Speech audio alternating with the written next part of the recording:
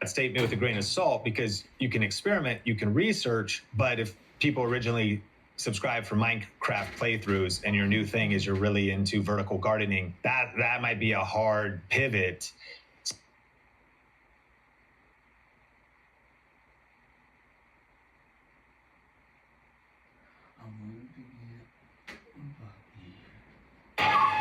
With Liberty Mutual, you can customize your car insurance to save hundreds. Could you look away? Only pay for what you need. Liberty, liberty, liberty, liberty.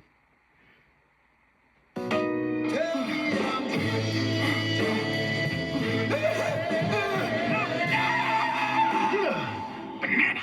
Co-pilot, banana almost got me in my dream this time. The banana's getting more aggressive, huh? Yeah. It might mean you're feeling pursued by a responsibility or deadline. Why a banana? The banana might just be your procrastination in a fruit suit, or maybe you need more potassium. So how does the YouTube algorithm work? Does uploading a new video kill the momentum of the recent or last video? How does YouTube determine impressions? One of the biggest hurdles for creators is getting over the idea that we make a video, we upload that video, and the algorithm pushes that video out. Try not to think about the algorithm too much, because the algorithm's job is to follow the audience. We're going to be unpacking really how to get views, how do impressions work, and even how do you create viral content.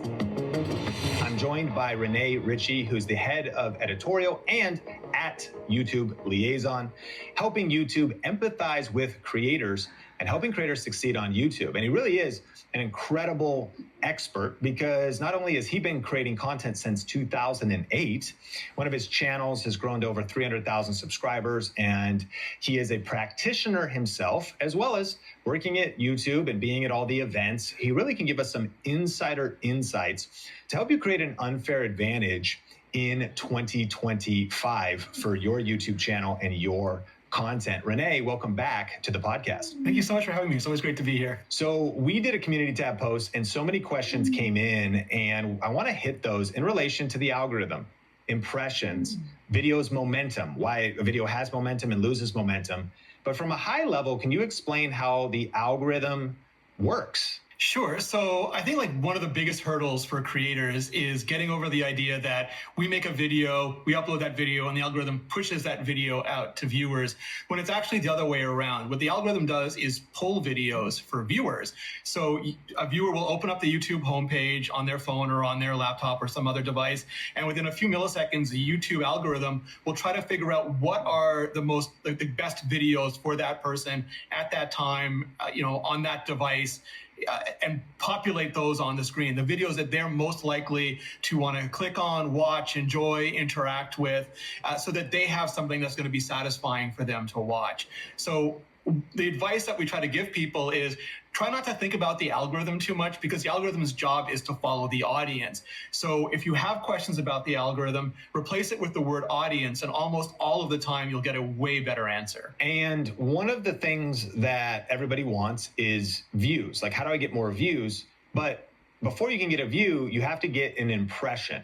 What is an impression? So an impression is there's multiple traffic sources on YouTube. And one of the best pieces of advice I can give people is go into those traffic sources. Because a lot of times you'll open up YouTube Studio, you'll see the click-through rate, you'll see the view duration, and you'll just stop there and think the video is good or bad. But what you really want to do is see what those numbers are for search, for browse, which includes the subscription feed, the homepage, all of those things, because it can vary wildly within those.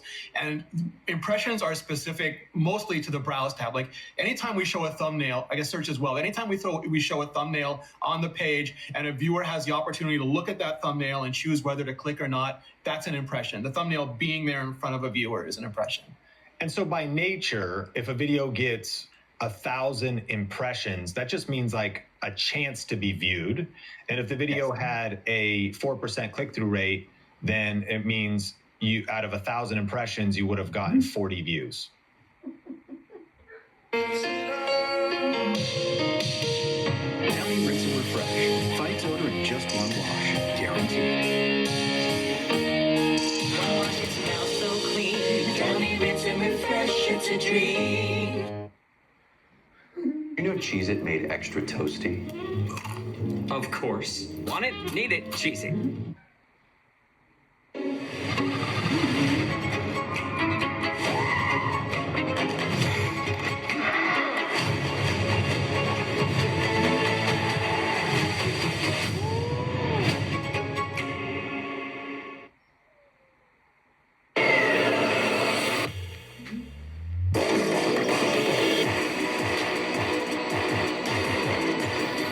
Act now to get $7,500 EV lease incentive.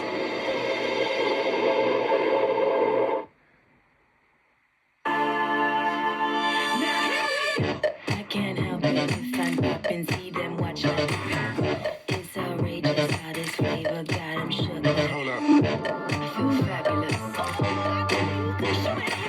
Work it out. I hit it back with a brand new style. I'ma shout it real loud and proud. Baby, I'm sharing the share all the love. There's more than enough. Let it rain on you.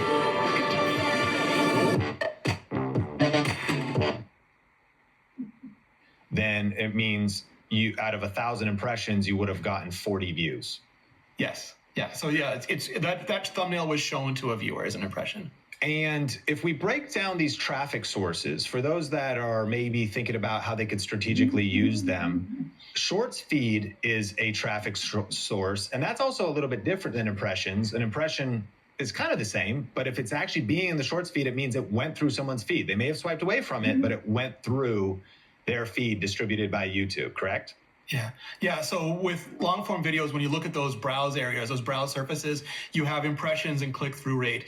Because the shorts are in a feed, there's no thumbnails, there's no browsing, there's no impressions. So there you have viewed versus swiped away. So if you put up a short and you have like a few hundred or a few thousand views, treat those as impressions because it means it's the shorts algorithm sort of testing that video with audiences the way that the long form algorithm would test those thumbnails with audiences. Okay, so then if we break down the long form traffic sources, YouTube, you explain these just kind of in a high level, simple to understand. What is YouTube search? So YouTube search is someone goes to YouTube, there's a search box at the top, they type in what they're looking for, and then it generates a ranked list of videos that YouTube believes best matches that query, personalized to the user. There's always two metrics. There's performance, which is how well those videos perform, which is more of an objective absolute. And then there's the subjective part, the personalization. You and I could both see a video that has the same performance, and you might, thumbs down, and I might thumbs up just because of our own personal taste. So it's going to rank based on performance and then re-rank based upon personalization. And you'll get that order in the search. And then if someone chooses your thumbnail, that impression would convert. Like you'd get the click-through rate for that impression to a view. So what are you telling me that the search feed is slightly personalized and perhaps meaning if I was to open an incognito window, I could get different results if I did a YouTube search than I would based on like my viewing history if I did a YouTube search? Yeah, that's one way that someone might say, I didn't see this video in my search. So open up an incognito window and search and see what you get there. Got it. So there'd be that idea that if someone is just going to YouTube or hasn't conditioned their account with their watch history, you might have kind of a universal ranking versus more of a personalized ranking. But the bottom line is there is the ability to search on YouTube. And in doing so, that becomes a source of impressions.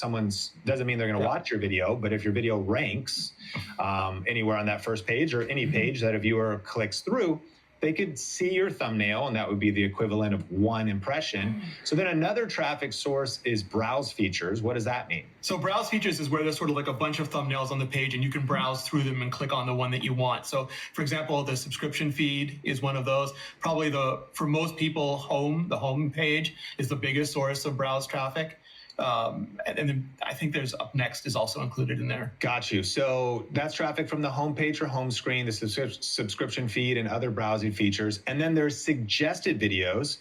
And these two are known as like the power traffic sources. Like if something's going really viral, it's typically not going to go viral from YouTube search because there's only a certain amount of search traffic in any given month, but it just continues to satisfy viewers and it's showing up on people's home pages and it continues to spread. But suggested is a little bit different than browse. What is suggested? So suggested is, for example, the sidebar. If you choose a video and you're watching a video, there'll be other videos in the sidebar, or on mobile, there'll be other videos underneath it. It does cause some confusion because people will see videos that don't relate to the videos that they make, and they'll think that YouTube doesn't understand their audience.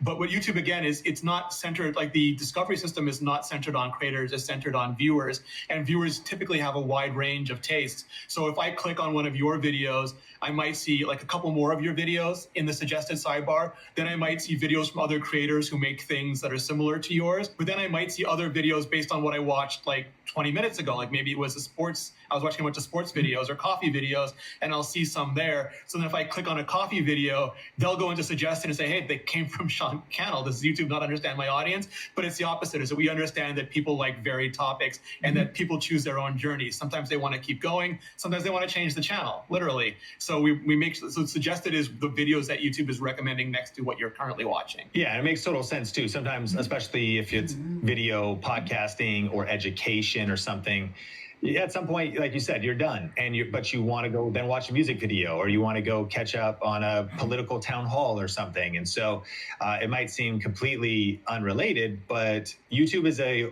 massive, in a way, marketplace. It is not unlike hundreds of channels on DirecTV. So you're like, I'm done with Comedy Central. I'm ready to go catch into the news, or I'm ready to go learn something on the cooking channel. And so then there's other YouTube features. So what is that? And then there's even others. And so I'm looking at actually my back end right now and maybe list off a few things, because there's other places impressions and views could come from. Yeah, there's notifications, which is the one place where YouTube actually does push things out, especially if people select all, to get all notifications. And I'm blanking on it, so I don't have them in front of me, and there's a rather long list, but there's the shorts feed, and there's just a variety of other things that are in there. Jen loved her Gain Flings. Then Brad showed up with Gain Rinse and beads. When they mixed their scents, they discovered they were scent mates. Smells like it's gonna last. Mix, match, more happy with Gain. Booking.com has all kinds of stays, because some love a sunny resort, others not so much. Find exactly what you're booking for. Booking.com, booking.yeah. Try Crest 3D White. Finally, a daily whitening toothpaste for whiter teeth in one day.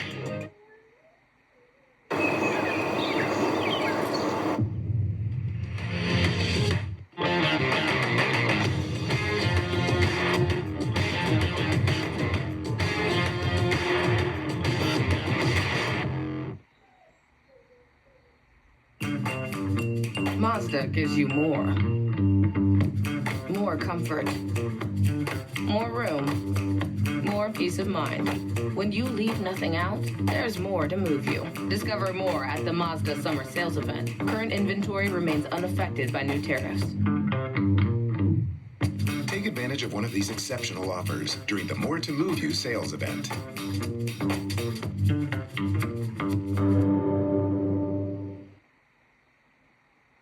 From a short to go to your video. So Sure. it's just, yeah. And even, it goes even deeper. I guess you could have, if I look in here just to list them External out, is big. External, director unknown, notifications, playlists, related shorts, end screens, hashtag pages. Ads, if you run your video as an ad, you'll see like an ads traffic source there as well. I would encourage creators too to probably not get too distracted with those lower level ones. Who knows? You may have some miracle amount of traffic that comes from there. But if you take, for example, hashtag pages, I got 58 views, and it's equivalent of 0.0% of my traffic, compared to like actually Shorts feed was 2 million views, and this was our Think Media podcast channel. So just different in percentages. Okay, so we're kind of established. Sorry, just for a second, like one thing that's really good though is like it's a way to judge your anxiety level sometimes, because we'll get a lot of times when people will say, like someone said they're not getting notifications, they're not clicking through to my video, and then I always encourage creators to go and look at the notification traffic, because like I know on my channel, 14% of people have the bell set to all. 8% of those have turned off all notifications for the app. And you can only do that after you set the bell to all, which means at some point they just had enough of notifications. And then 1% click through because they're busy, their operating system stacked them or delivered them quietly or did an AI summary for them. And they just come, like they watch your video, but they do it from the homepage when they get home and or when they take out their phone and it's convenient to them. So rather than, and some people will spend days, being super stressed about their notifications, and then they go and look and it's such a tiny amount of views. I would just say, get a sense of where your traffic comes from and spend your efforts on nurturing the sources that you're really successful with. That's a great point. Out of 2.5 million views on the Think Media podcast in the last 28 days, 5,000 views came from notifications for us. And then the big one, Shorts feed, YouTube search, browse features, suggested is where a lot of our views are coming from. And it depends on the nature of the content. Well, let's dive into some nuances here. One of the questions that came in asked, does uploading a new video kill the momentum of the recent or last video, especially if it's uploaded almost a day after the previous one? So it's a nuanced answer. So one of the things that it can depend upon is it depends. A lot of these answers I'm going to give you depends a lot on the creator and their audience. So for example, if you're a news channel and you're doing breaking news, whether it's like finance or weather or something, and you're putting up 10 videos a day because your audience expects the latest news immediately, they're going to pick and choose which ones they watch. So those videos are all going to be stepping over each other because very few people come to YouTube so often that they're going to come every 10 minutes to find every one of your new uploads.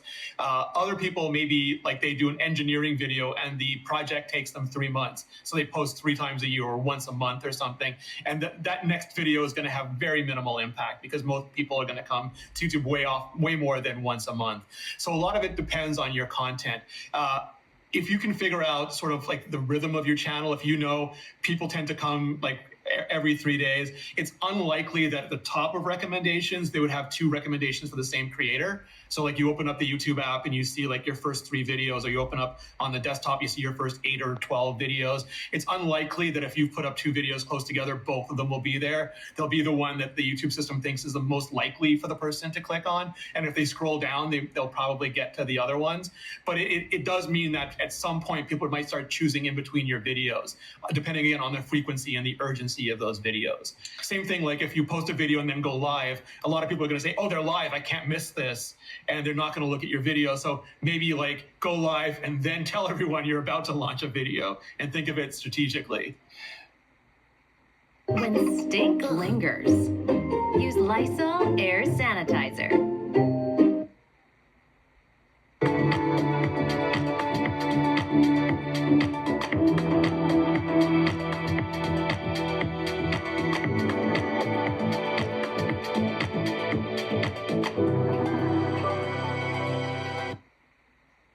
Slow simmer and always perfectly cooked.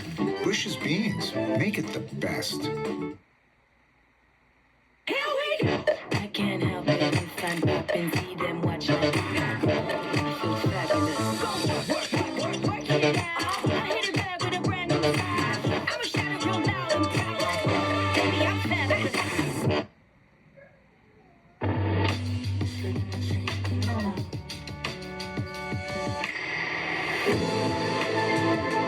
The $7,500 federal tax credit for eligible electric vehicles is ending. Must take delivery by September 30th, 2025.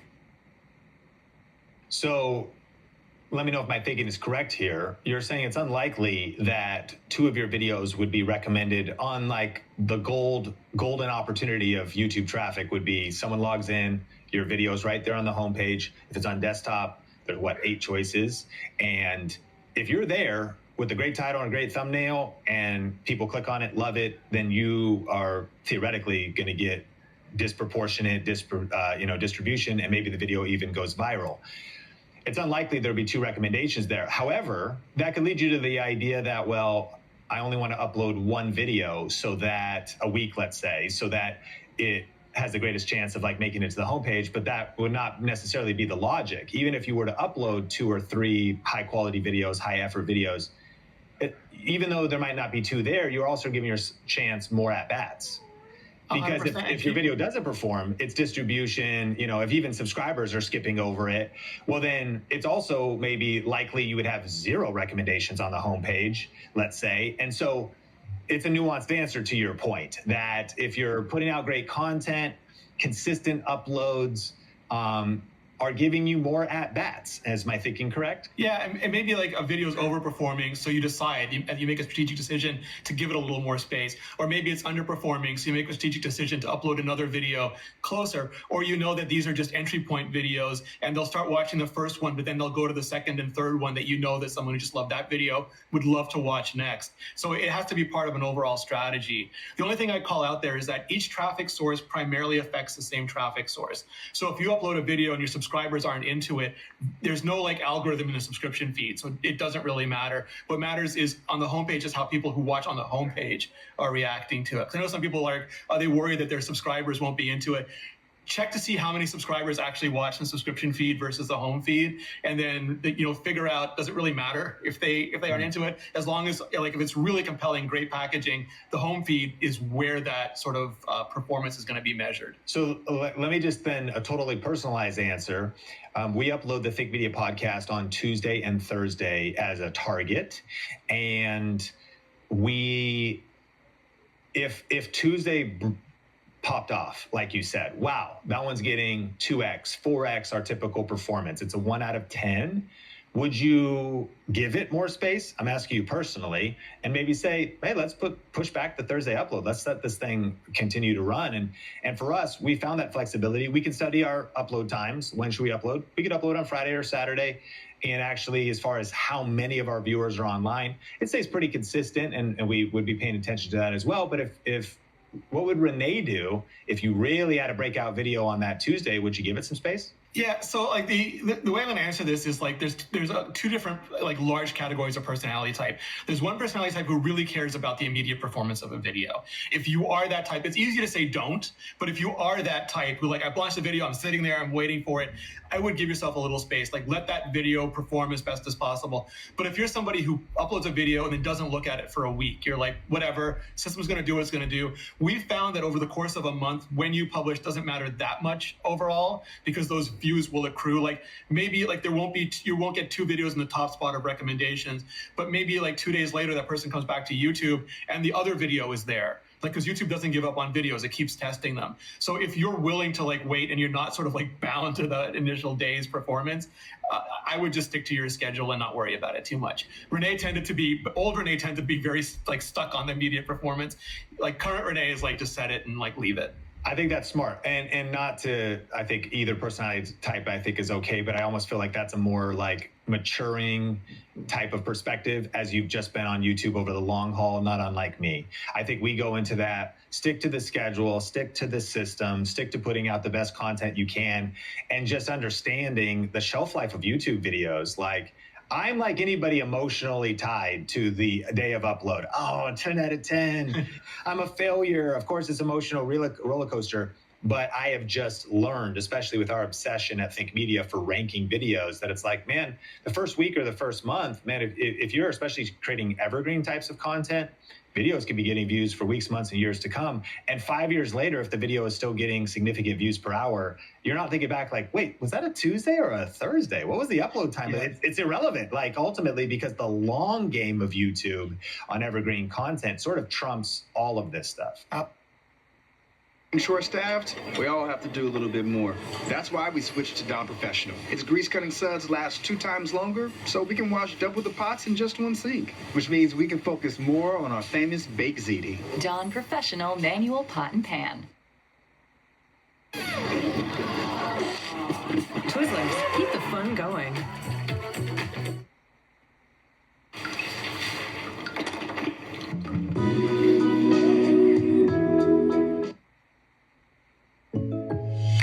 Life insurance that meets your needs now for when they need it most. With help from your State Farm agent. Contact State Farm agent Rick Papp today. Like a good neighbor, State Farm is there. Get a quote today. Feel more free, emotional, joyful. Feel everything. Feel it all. Myself, Absolute. New and cool, spiced ginger intensity. Yves Saint Laurent. At Macy's, the fragrance destination. Absolutely. I came to this realization personally when I noticed that my videos that were 8 or 9 out of 10 were suddenly my biggest videos because they were evergreen. They were buyer's guides. And then so the actual answer is yes. If you upload videos close together, they can have an immediate impact on other videos. But over the course of like a month, especially if they're not time sensitive videos, they'll probably end up at the same place. Okay. So another question is, how does YouTube determine impressions? For example, why does a video get low or no impressions after uploading? And what should a creator do to try to get that video impressions? And I'm sure a lot of creators are thinking, if I have a newer channel, and this question's kind of like, it's like, what comes first, the chicken or the egg? Like, we all should imagine, and YouTube is certainly giving creators opportunities, but I think people are wondering, how does it work? Like, in the sea of all of these competitive content creators, how could I even get my initial impression? Why would I get an initial impression? And what are some opportunities to trigger that, or to, ultimately position our content for the best opportunity? Yeah. So I think like going back to like the 1 out of 10, 10 out of 10 things, I think like in some cases, like that is like we made an amazing video or you made like a not so good video. But I think in other cases, you can look at that as sort of market potential. Like, I like to think every video is sort of bound by its market potential, and then within that range, your execution on that video. So like, if you make the best video in the world, but it really only appeals to 5 people, like it doesn't matter that it's those people are super love it, and maybe that's what you really care about, but it's not gonna be like a billion view video just because like there's not that big an audience for it. And so sometimes the 10 out of 10 videos aren't that they're not great videos, they might be amazing videos, it's that the potential audience for that video isn't very large. And so I think sometimes creators will make a video, like especially in their beginning, it might not be a great video. And then the answer to that is like, keep making videos, keep learning, keep improving, make better and better videos so that when people do give them a chance, they might like them and then the system will kick in there. But the other thing is like, what is the potential audience of your video? So a video might not be getting a lot of impressions. It might not be performing well. You can do things like updating the thumbnail, updating the title, put your title on the homepage, look away, look back. Is yours the thumbnail that your eyes click on? Because there's going to be a Sean Cannell video here, and there might be like huge challenge creator YouTuber video there, like other really popular video tech reviewer here. And like, did people even see your thumbnail? Like, it was on the page, but did they notice it, or were they too busy clicking on like the Sean Cannell video? And so be honest with yourself, like, did your thumbnail really lock someone's attention while they're looking around the page or scrolling on their phone? And then was it enough to actually get them to click? Like, did it make them curious enough or interested enough? Because it doesn't matter if it's a great thumbnail, someone looks at it and goes, I don't care. And then they just go on to the next video. So you have to really do those two things, capture attention and get clicks. And you can try other, like a new thumbnail, a new title for that. But also, if that's not working, maybe the addressable market isn't very large. And if you care about views, because some people don't, like, you have to be honest with what your goals are. We both know creators who make enormous amounts of money off very few views. Like, they just have a very specific, really high value audience. They get like a few thousand or whatever views, and it makes incredible amounts of money for them. So they have a very different goal than views. But if your goal is views, like, what is the addressable market of that video? And if the first one didn't take off, figure out like, how can I make a version of this that would appeal to many more people? That's very interesting. Like, niche appeal versus broad appeal would be a consideration. And then also, it makes me think, especially when starting, there's an argument for Casey Neistat uploads a video. Somebody uses a software tool and says there's no tags, and he left the description empty. Metadata doesn't matter. Then there's maybe this argument to where, yeah, but you're starting a channel from scratch and you're trying to let YouTube know what this video is about and tap into something that also is broad appeal. How do I start a new tech channel and compete with big other channels? Would you say that, well, metadata matters? Because early on, especially, that is going to be some of those signals. You're in the early days of impressions, and could impressions be connected to metadata? Because YouTube goes, okay, well, at least we're going to give this video a shot because it's explicitly clear that it's about this particular phone model or this particular camera or this particular sewing machine. What do you think about metadata? Yeah, I think like it's interesting. So like Casey Neistat is his own topic. There's not a lot of people who can say that. Like people don't watch Casey for a certain thing. They watch Casey because Casey. So Yes. like that's one of those unicorn channels. That's not a great example for anybody to like Casey got to the top of that mountain, but like he ran around 8 times, climbed 3 trees. Like you can't just run up there. So so those examples are like be inspired by them, but like you can't just say he doesn't use any title. Like he can put any title on he wants. Doesn't matter. But like to your point about metadata, YouTube tries to understand what a video is about. So if it has very little signal, if a lot of people haven't watched it, again, thumbnail and title, the most important metadata, because that will get people to click and watch. In a previous episode, we talked about trends, and one of the ways to get people to have data on that is to use like hashtags, because then like if the topic is bigger than you, like if you're making a video on a popular concert or a movie or like a big news event and you hashtag it, you'll show up on the hashtag page for that, and maybe people looking specifically for that will stumble across you. If you have a good description in the beginning, like YouTube's trying to understand that video, that's what's going to help it understand. Eventually, behavior, audience behavior is what's going to determine the ultimate success and failure. So you can't like metadata your way into a good video. It has to be a good video, but it can help YouTube understand who to put it in front of, especially in the beginning when it's trying to test with those audiences. How they respond will be how it performs, but just sort of giving YouTube some help until it accumulates enough data is helpful. There's this word thrown around called channel authority. And how would you describe that, and is it a real thing? What my understanding is, even using the new, what we talked about in part 1, if people have not watched it, of our recent conversations, we'll link to that in the show notes, talking about new YouTube features. Under the Inspire tab, you can also do a search of different topics to brainstorm video ideas for your channel. And there's now this kind of circle that gives you a prediction of how likely that video is to get views on your channel, which would be essentially what your channel's been conditioned to, or the types of subscribers that are subscribed to your channel, which I think is what people mean when they say channel authority, like you are an authority. And I almost wonder, I guess it's maybe a theory, and perhaps you can confirm or deny. Like on Think Media, we've developed, it seems to be a massive amount of authority around this title of like best camera for YouTube or top cameras for YouTube. And it would seem that, I could be wrong, but just title and thumbnail and the quality of the video and the watch time, of course, those are going to be the heaviest weighted metrics. But sometimes I wonder, and maybe velocity because subscribers click on it. But I almost wonder, is channel authority a real thing? Because YouTube's also like, well, historically, Think Media has really satisfied people with camera-related videos. What's your take on this concept, this mysterious concept of channel authority? So I think it's one of those yes and no things, because the algorithm tries to follow the audience, and audiences can ascribe authority, and that can manifest in different ways. So like, for example, you see like your favorite challenge YouTuber puts up a video, you know exactly what you're going to get if you click on that thumbnail. It becomes a no-brainer. It's sort of like a restaurant makes your favorite meal. Anytime you want that meal, you go to that restaurant, you get it, you're happy. If that restaurant served random food, it might be risky. You're like, I don't know, I'm not sure what I'm going to get. I'm going to go to this other place that I know for sure what I'm going to get. So audiences can ascribe authority. And sometimes when you see like, on my channel, for example, I talked about tech companies and I made some videos on Twitter and they did really badly. And I had to look at it and go, well, people aren't used to clicking on me for Twitter. So probably the people who watch me most weren't that interested. And by the time the system discovered people who were interested, they watched videos on Twitter from people that covered it all the time and that they trusted a lot. And nobody needs to watch 10 videos on Twitter in a given week. So it just like, it was exhausted before I ever got there.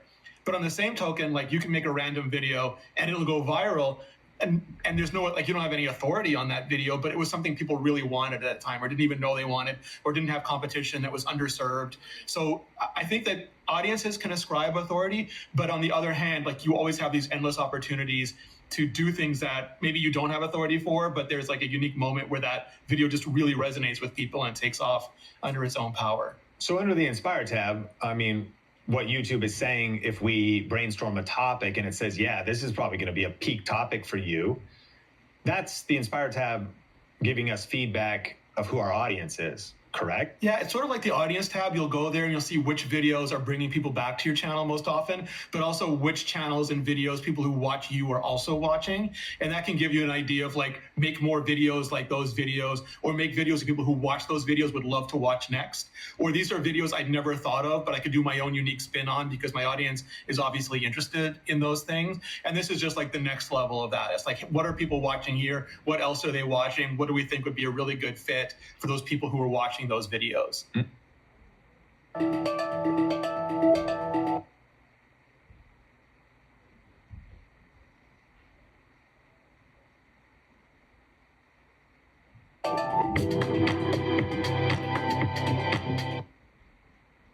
You're always on eBay looking at car parts. If your car needs it, eBay's got it.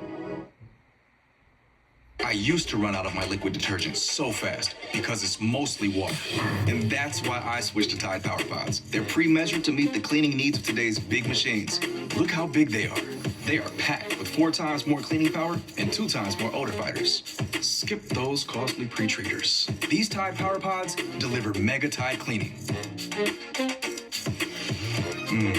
I love the smell of Tide Clean. If it's got to be clean, it's got to be Tide.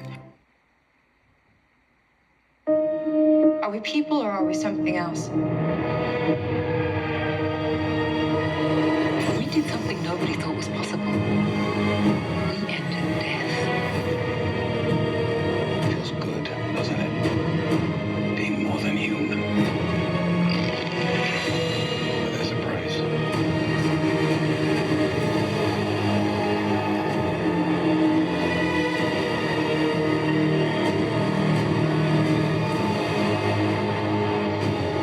Alien Earth is a remarkable achievement.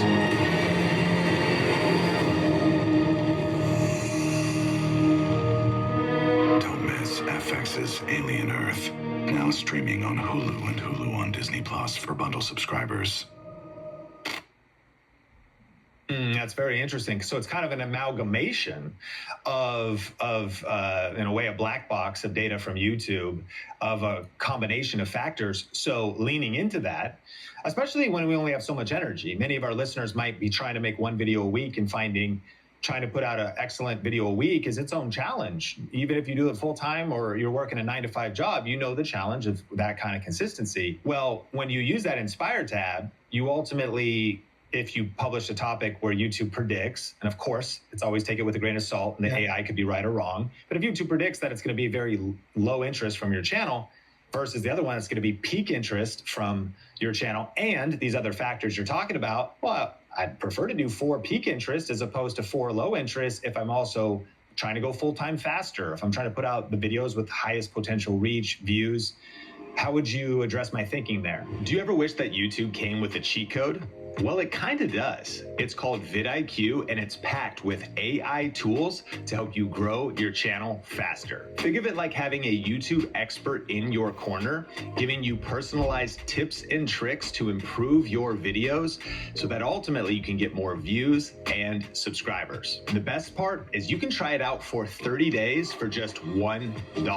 If you want to grab this offer, just go to vidiq.com/think or click the link in the show notes. All right, let's get back into the episode. Yeah, again, I think it depends on your goal. Like, again, if your goal is like peak upper right views, then yeah, you want to lean into what is successful and give people more of what they love about you. I would again just stress that it's not meant to replace your creative strategy. It's meant like if you were hitting a brick wall or you have a creator block to give you ideas that you can riff off of. But you might also know that, hey, it doesn't think this is really good interest, but I've seen these XY things on other platforms or other ideas or in the news, and I just know there's a market for this. I would never not experiment just because you don't see something in a graph that gives you like a higher confidence level. I would always let the human win. I gotcha. And so just to close the loop, if you're listening to this, we're talking about if you go to your channel and you go to analytics, there's overview, content, audience, revenue, and inspiration. That inspiration tab has recently been updated and will help you get new ideas for your next video using generative AI. And it's more powerful than ever because it is, of course, connected to not just your channel. The information is being served up to you by YouTube. But as we said, there's an amalgamation of factors there that is going to can give you an unfair advantage or just a fair playing field for coming up with your next best video idea. And so we're talking about the algorithm. And as we talk about that, there's a big question where people wonder, can channels die? And is there such a thing as a dead channel? One of the questions that came in says, well, if YouTube has just stopped giving impressions, is the channel dead forever? So one of the things I like most about YouTube is it really doesn't give up. Like I've seen videos where they get almost no views for a couple of years and then 6 million views over a weekend. And obviously that's like a huge outlier. But I don't think there's ever anything that's dead. Like there might be things that it would be less effort to start a new channel and build a fresh audience. But I don't think there's ever sort of an idea of dead. So like if you're going to be continuing on the same topic, I think you can invest in reviving that channel. Like, again, like seeing what's fresh in the market, because YouTube is competitive. It's like, anything else. Like the biggest, one of the analogies I love is the biggest media company in the world right now with the 2 biggest franchises in the world is having a real hard time pulling views, and there's no algorithm involved. Like they're having like a couple successful movies, successful TV shows, but a lot of the stuff isn't working, no algorithm. So like that audience affinity and audience match and like product market fit, all of these things applies whether there's an algorithm involved or not. And I think like if you're continuing with the same topic, see who else is doing that, what's fresh, what's working, because there's always new like people coming into a space. The audience changes over time. It's like you can't just keep doing the same thing over and over again and expecting not even like different results, but the same results, because everything does move forward. So I would just look at it, and if you're doing the same type, try those fresh ideas, experiment, see what resonates, lean into what works. If you're doing something different, like you might have some advantage if you think there's a big overlap with the existing audience, or you have a lot of personal affinity on your channel. But otherwise, like you can experiment with new channels as well. Like just sign one up, start working with it. And sometimes it's just like there's less stress involved in that as well. So we've circled around this topic of impressions many times now, but I think this next part could be incredibly insightful as we just, I think, creators want to wrap their head around, why did I get views? Why did this video do well? Why did this video not do well? And so one of the questions that came in said, okay, I'm making a video about a topic that is being talked about. So it's a trend, it's popular, and it has good click-through rate, and it has good average view duration, and it has good watch time, but the views slow down. So can you help us understand that sometimes our metrics might be incredible for us, and this is a football channel. So our metric, let's say it's getting a 10% click-through rate and it's holding there. And then it's like, man, the average view duration is also phenomenal, 8 minutes or something. And that's pretty good platform wide. Yet at some level, we're capping out, sort of like what videos cap out and why do they cap out? Is it our subscribers? They maybe hit kind of an algorithmic wall. Is there any other angle of explanation to kind of help us understand why this might happen? And get a taste of new Lipton Fusions, made with 50% less sugar than regular sodas. Tempur-Pedic Breeze pulls heat away from your body, so the mattress feels up to 10 degrees cooler all night long. Why does our idea of health and well-being so often stop at the mouth? Tooth decay is the most prevalent chronic disease in the entire world, and yet what we use to take care of our teeth can be an afterthought.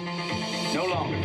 This is the Colgate Total Active Prevention System. It consists of a reformulated toothpaste, a state-of-the-art toothbrush, and a refreshing antibacterial mouthwash. When used together, it is 15 times more effective at fighting the root cause of many oral health problems, like gingivitis and cavities. It's time to take your oral health seriously. Try the Colgate Total Active Prevention System and be dentist ready.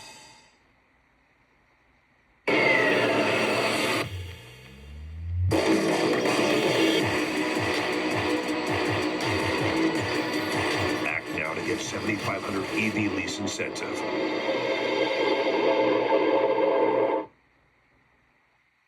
how to think about that, in terms of, do we try to do something to revive it or keep it going, or do we focus on the next upload? Yeah, so there's a paradox of statistics, which you just have to learn about. So one of the things is, if you see a viral video, they typically have much lower click-through rate and much lower retention, just because the audience becomes so big that 3% of 1,000,000 is so many more views than 10% of 1,000.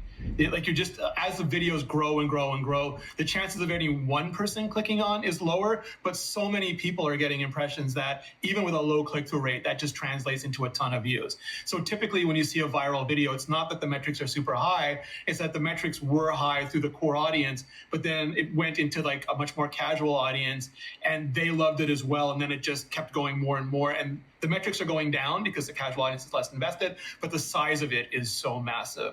And like an analogy I totally stole from Todd Beaupre, is that it's like automated word of mouth.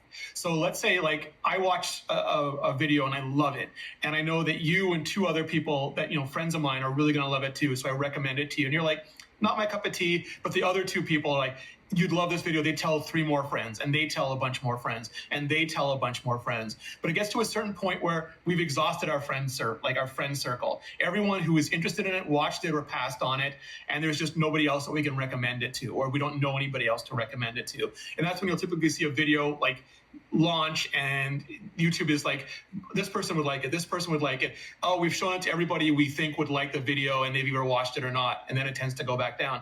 And you can make new friends. So like sometimes people will search and find a video and we're like, oh, maybe this is a new audience here. Or there'll be something in the news, or another big creator will make a video and you'll be in suggested. And there's ways that videos can find new audiences. But it's typically that like it goes through that pocket of audience, and when that's depleted, it goes back into like, we'll try and see if we can find a new audience. And if we find it, you might see bigger or smaller spikes as it goes along. And with some of these videos, it's like, oh man, the friend circle loved it. But as soon as you tell people who aren't as close friends, they're like, no, not for me. And then because the initial like love of that video was so high, the metrics are all great, but it didn't escape like gravity. And as soon as it hit casual, it just tanked.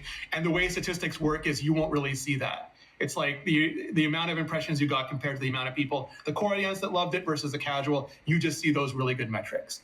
And you would expect to see those go down if it kept succeeding. It makes sense. And so, yeah, your subscribers loved it. The initial velocity was there. And I think for those who dive into their analytics, though, they have maybe visibly seen that all of a sudden it was like getting this many views per hour, and then the drop seems dramatic. One of the possibilities of what has happened there, or probably one of the most common possibilities, is, yeah, it was really being consumed to a core audience. I've also heard it explained as circles. You may have just said that. So it's, yes, it reaches that first circle and then it tests it on the wider circle, and viral could be the circle has gotten so broad. Yeah. But every time you stepped into that next circle, it hits a wall, and it's like, oh, the interest there, the view duration there, the click-through rate there is not the same. And thus algorithmically, it's like, whoa, why did YouTube just stop giving me impressions? Well, it's not about your video. It's not trying to push your video. It's trying to satisfy viewers. And as it actually hit, and that's essentially the wall.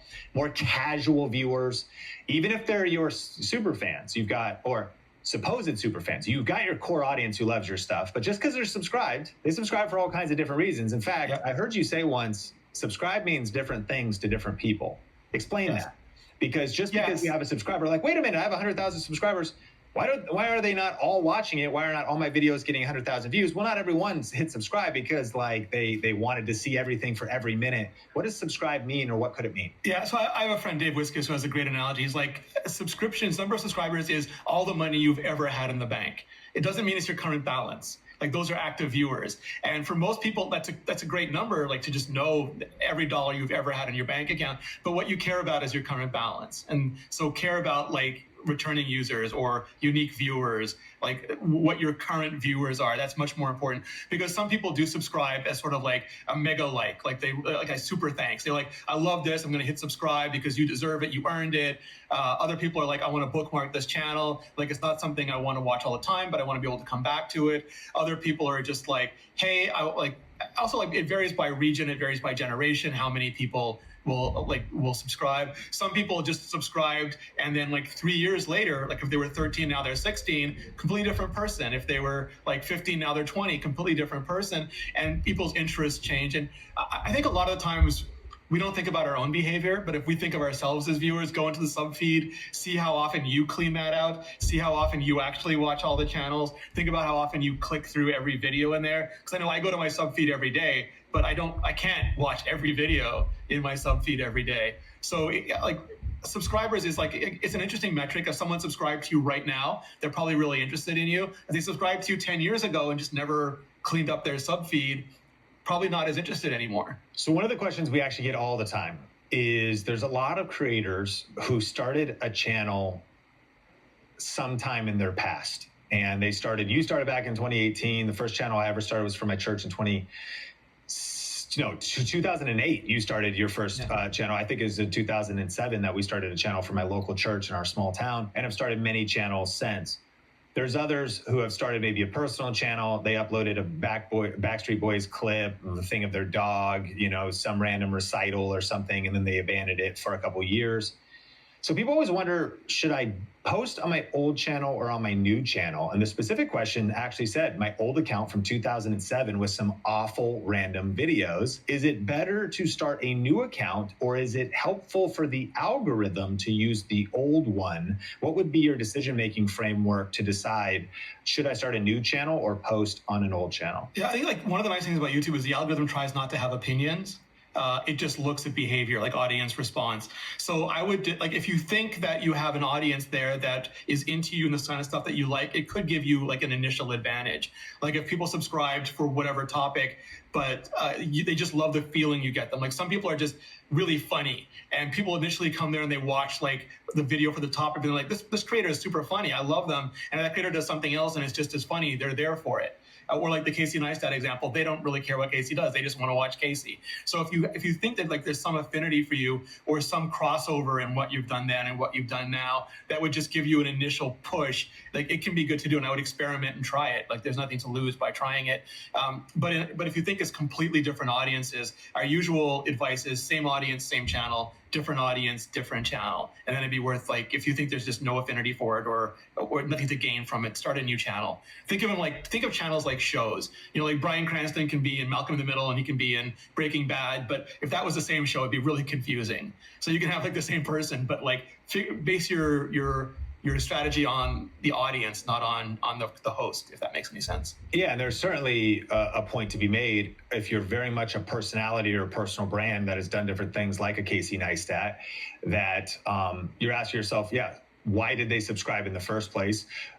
We like to say,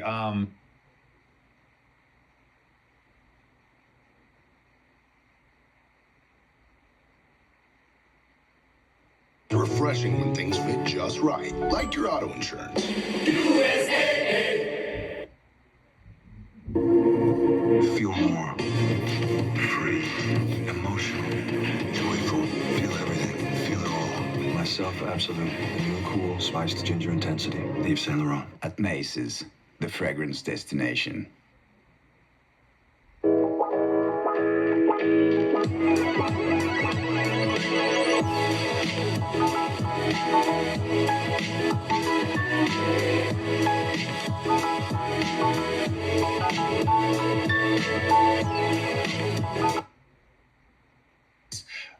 We like to say, never upload videos your subscribers didn't subscribe for.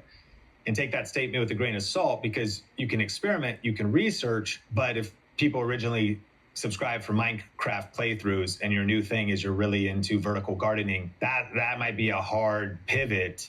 Saying that though, you might be Tim Ferriss, and Tim Ferriss is known for just kind of being his own experiment of trying things, whether that's fencing, whether that's biohacking, whether that's psychedelics, and so you're like, man, that seems really random, but you're like, no, it's Tim Ferriss. But like, whether it's venture capital and investing, but you're following actually a personality, which is maybe why some people get confused too. And I do think there's something about topic though. So is it a topic-based channel? Did you subscribe for a particular topic? Yeah.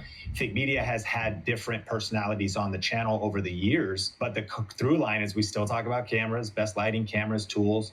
And so, and while actually the changing of personalities could absolutely change viewer satisfaction, we have still found macro success by staying as much on brand as we could.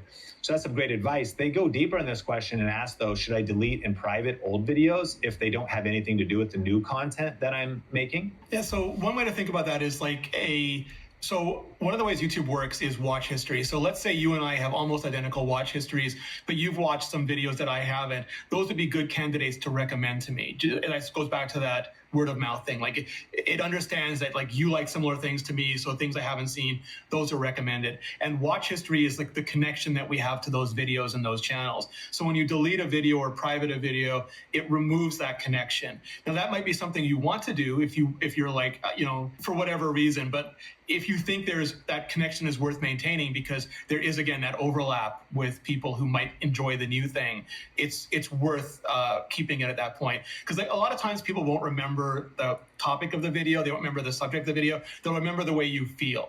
I remember the way they feel after that video, and they might want more of that feeling. So I would just try to get a sense of like, is it worth maintaining that connection? If you want to sever it, you can go ahead and delete and private that video. But if you want to maintain that connection as a way of like potentially getting more videos recommended to that person, I would keep it even if there's a variation in tone or content or topic. Now, you might have stated on this earlier, and it could have been in part one of our conversation, but the question ultimately is, does engagement on different types of posts, and to define posts, if somebody watches a long form video and engages, a short and engages, or a community tab post, do they cross promote algorithmically? If somebody engages in a community tab post, theoretically, is it only going to make them see more community tab posts from that creator? And side note, there's actually community tab posts showing up in my feed. For me personally, it's usually like hip hop albums or classic hip hop albums, and people and these massive channels, they got a little square of the album covers, which album from 2008 was the best, and it hits my feed, and I don't subscribe to the channel or follow the channel or watch videos on the channel. I might be consuming some of their shorts, meaning that they're going through my feed. Yeah. So there's the big question is if I'm utilizing all these different formats, is there algorithmic crossover between the formats? Yeah, so there are, what's referred to as bridges between the different formats. One thing I was going to mention earlier that sort of applies here too is one of the biggest problems creators have is expectational debt. So it goes to everything. Like if I make a video with very small appeal and it gets 10 out of 10, I might be devastated, even though there was no way that there was a big enough market for that video to get any more than that. And I didn't adjust my expectation. Like when I made videos about iPhone reviews, they were enormous. When I made videos about accessibility, they got very small views, but I knew that it was important. I thought it was important to make them, so I adjusted my expectations. This is similar to that. Some people, for example, if you're making long form and shorts, some people only watch shorts. They only want to watch short form video. Some people only watch certain topics on shorts. Like personally, I can watch a dancing short, but I wouldn't watch 10 minutes of dancing. Not that dancing isn't amazing, it's just like I prefer to watch other long form content. So I'll watch that in shorts, I wouldn't watch it in long form. So those parts of the audience, even though if they watch a lot of your shorts, we might recommend, or YouTube might recommend a long form video, they're just not inclined to watch it because they don't watch long form or they don't watch those topics on long form.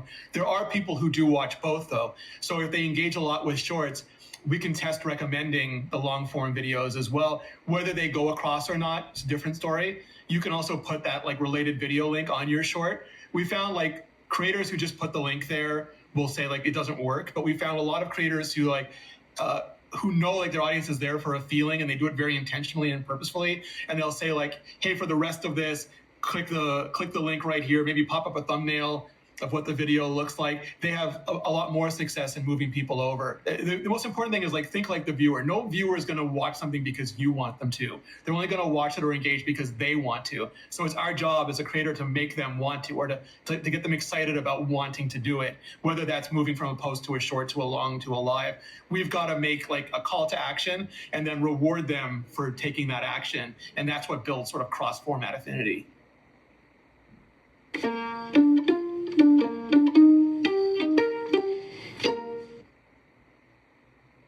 Clear Gel Antiperspirant starts working immediately. Wax gets stuck in your pits. Gillette, the choice is clear. At the crossroads of vision and precision, a leading space agency transforms ambition into reality, driven by the power of Smartsheet.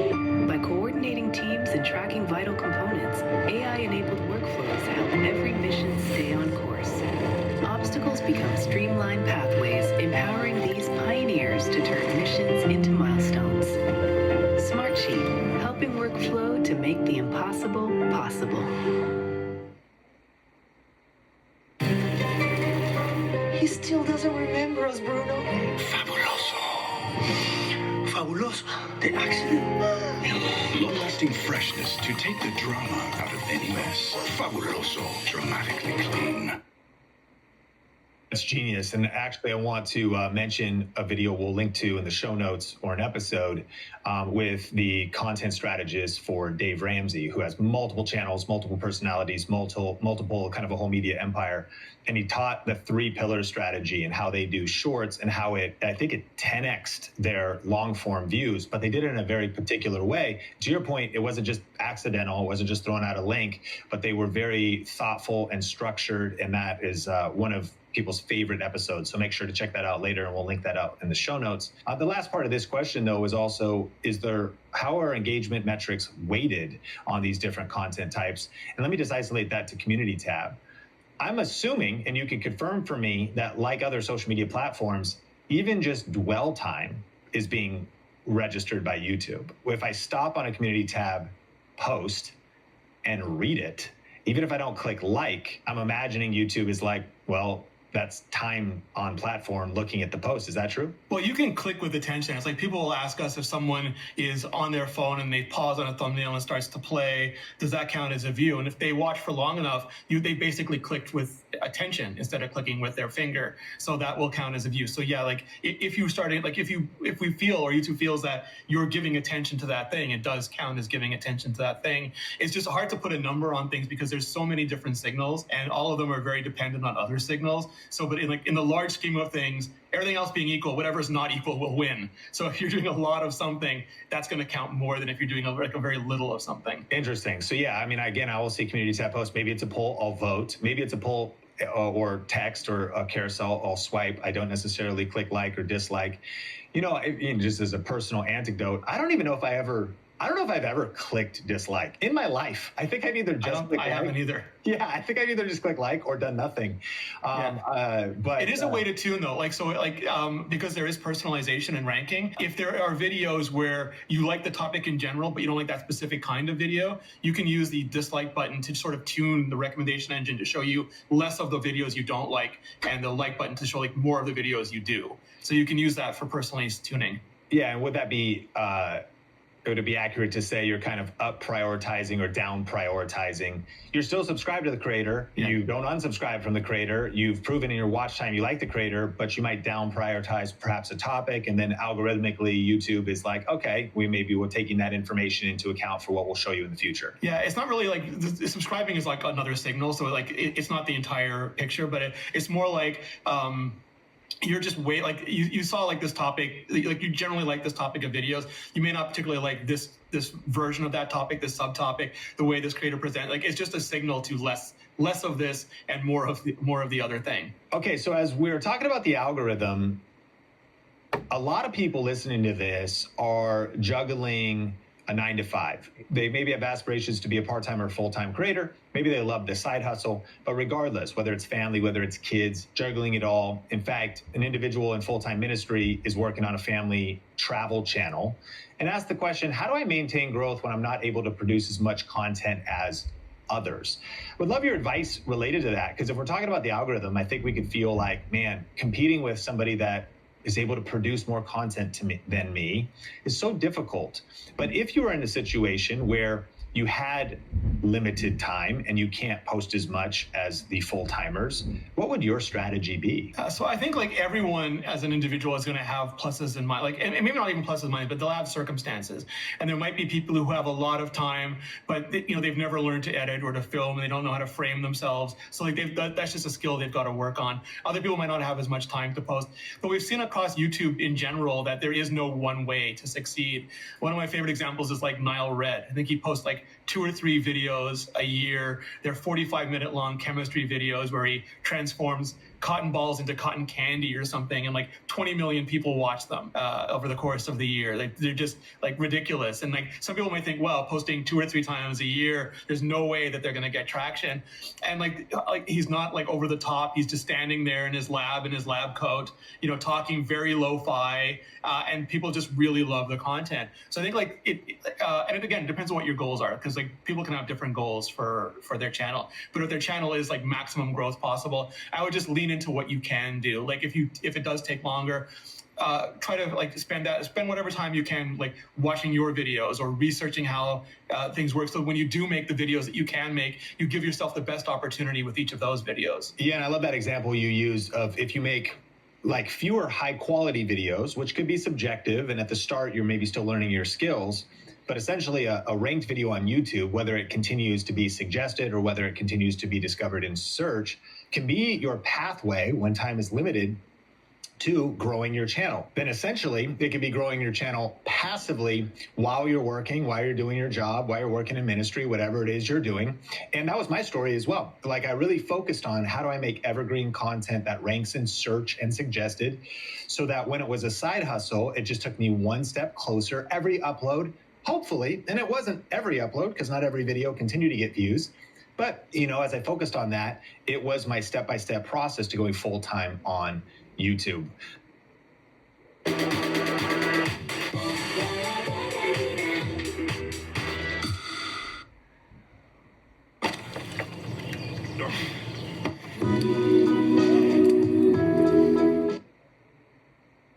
Managing diabetes every day can feel like a lot to handle. It's important to find healthy ways to deal with the stress of managing a long-term health condition. Learn 7 ways to help manage diabetes at cdc.gov/diabetes kickstart.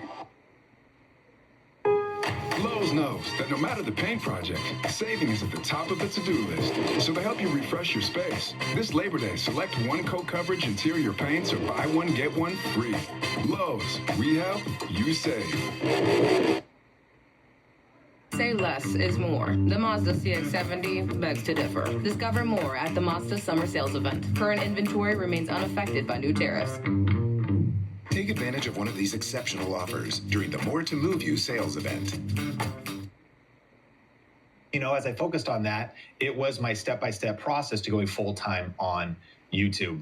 One interesting thing. Also, sorry, like one other thing that's to think about is like if you're only making a few videos, whether you can still provide a journey in those videos. So like if you're doing pure help content, if you do like how to repair your sink and then your next video is how to repair your shower, like there's very little likelihood, like unless a person's had a whole like disaster, that they're going to want to watch one video and then the next video. But if you make how to repair your sink and then the next video you make is how to avoid having to repair your sink, and then the next video is like the best parts to replace your sink, then at least if like one of those videos does rank the way you're talking about, you've given a journey so that people might watch 2 or 3 or 4 of your subsequent videos and you're not waiting for these one shots every time. Yeah, that's a genius tip. And compounding the growth of your channel, creating more leverage.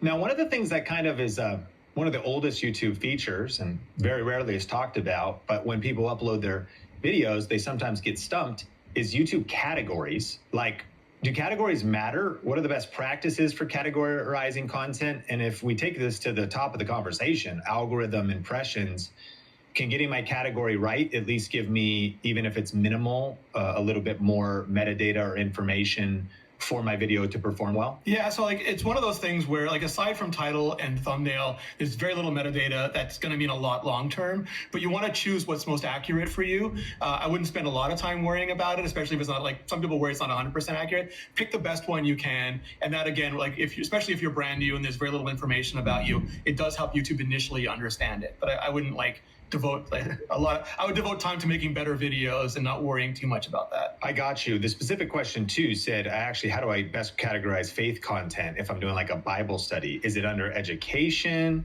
or is it people in blogs, or is it how to and style? If off the cuff, if they were doing some kind of religious content, is that education, or what would you say? Yeah, I don't think it's gonna make a huge difference, but like education works. Like you probably know the creator probably knows their content the best, and there might be different ways of doing religious content that would fit into different buckets. Like maybe you are teaching, maybe you are storytelling, maybe you're doing other things. So I would just pick the one that you think best reflects your content. Yeah, maybe your personality, maybe you're doing news from a certain perspective, how to and style. Big idea here though is don't overthink it, but also, one tip that I have found lately is I've been talking to Gemini, and Gemini and quite literally talking because of the audio mic feature and being able to do verbal dictations. And to be clear, Gemini would be Google's AI large language model. And because of the connection of YouTube, Google, Gemini, Alphabet, Gemini can pull some really great answers for you in regards to if you were to ask about YouTube categories, it could explain what each one means and things like that. So definitely a tool to consider looking into. At part one of our conversation, you mentioned YouTube premieres. That's another one people wonder about. And sometimes people fall into patterns and habits. In fact, I had a question recently where someone's like, we've been premiering our videos for the last 5 years. It was like a travel channel couple, and they were like, and we always do premieres, and we are exhausted. This was the comment. They were like, we're always showing up, because they treated the premiere as someplace they would be in the comments, and they were like, is it okay for us to either stop doing premieres, and is it going to kill our channel?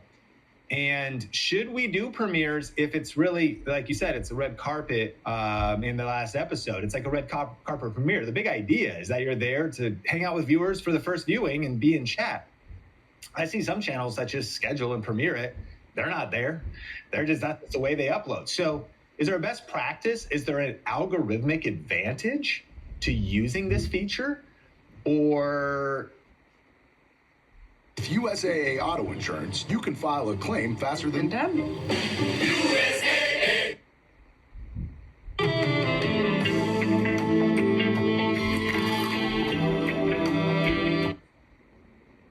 Why does our idea of health and well-being so often stop at the mouth? Tooth decay is the most prevalent chronic disease in the entire world, and yet what we use to take care of our teeth can be an afterthought. No longer.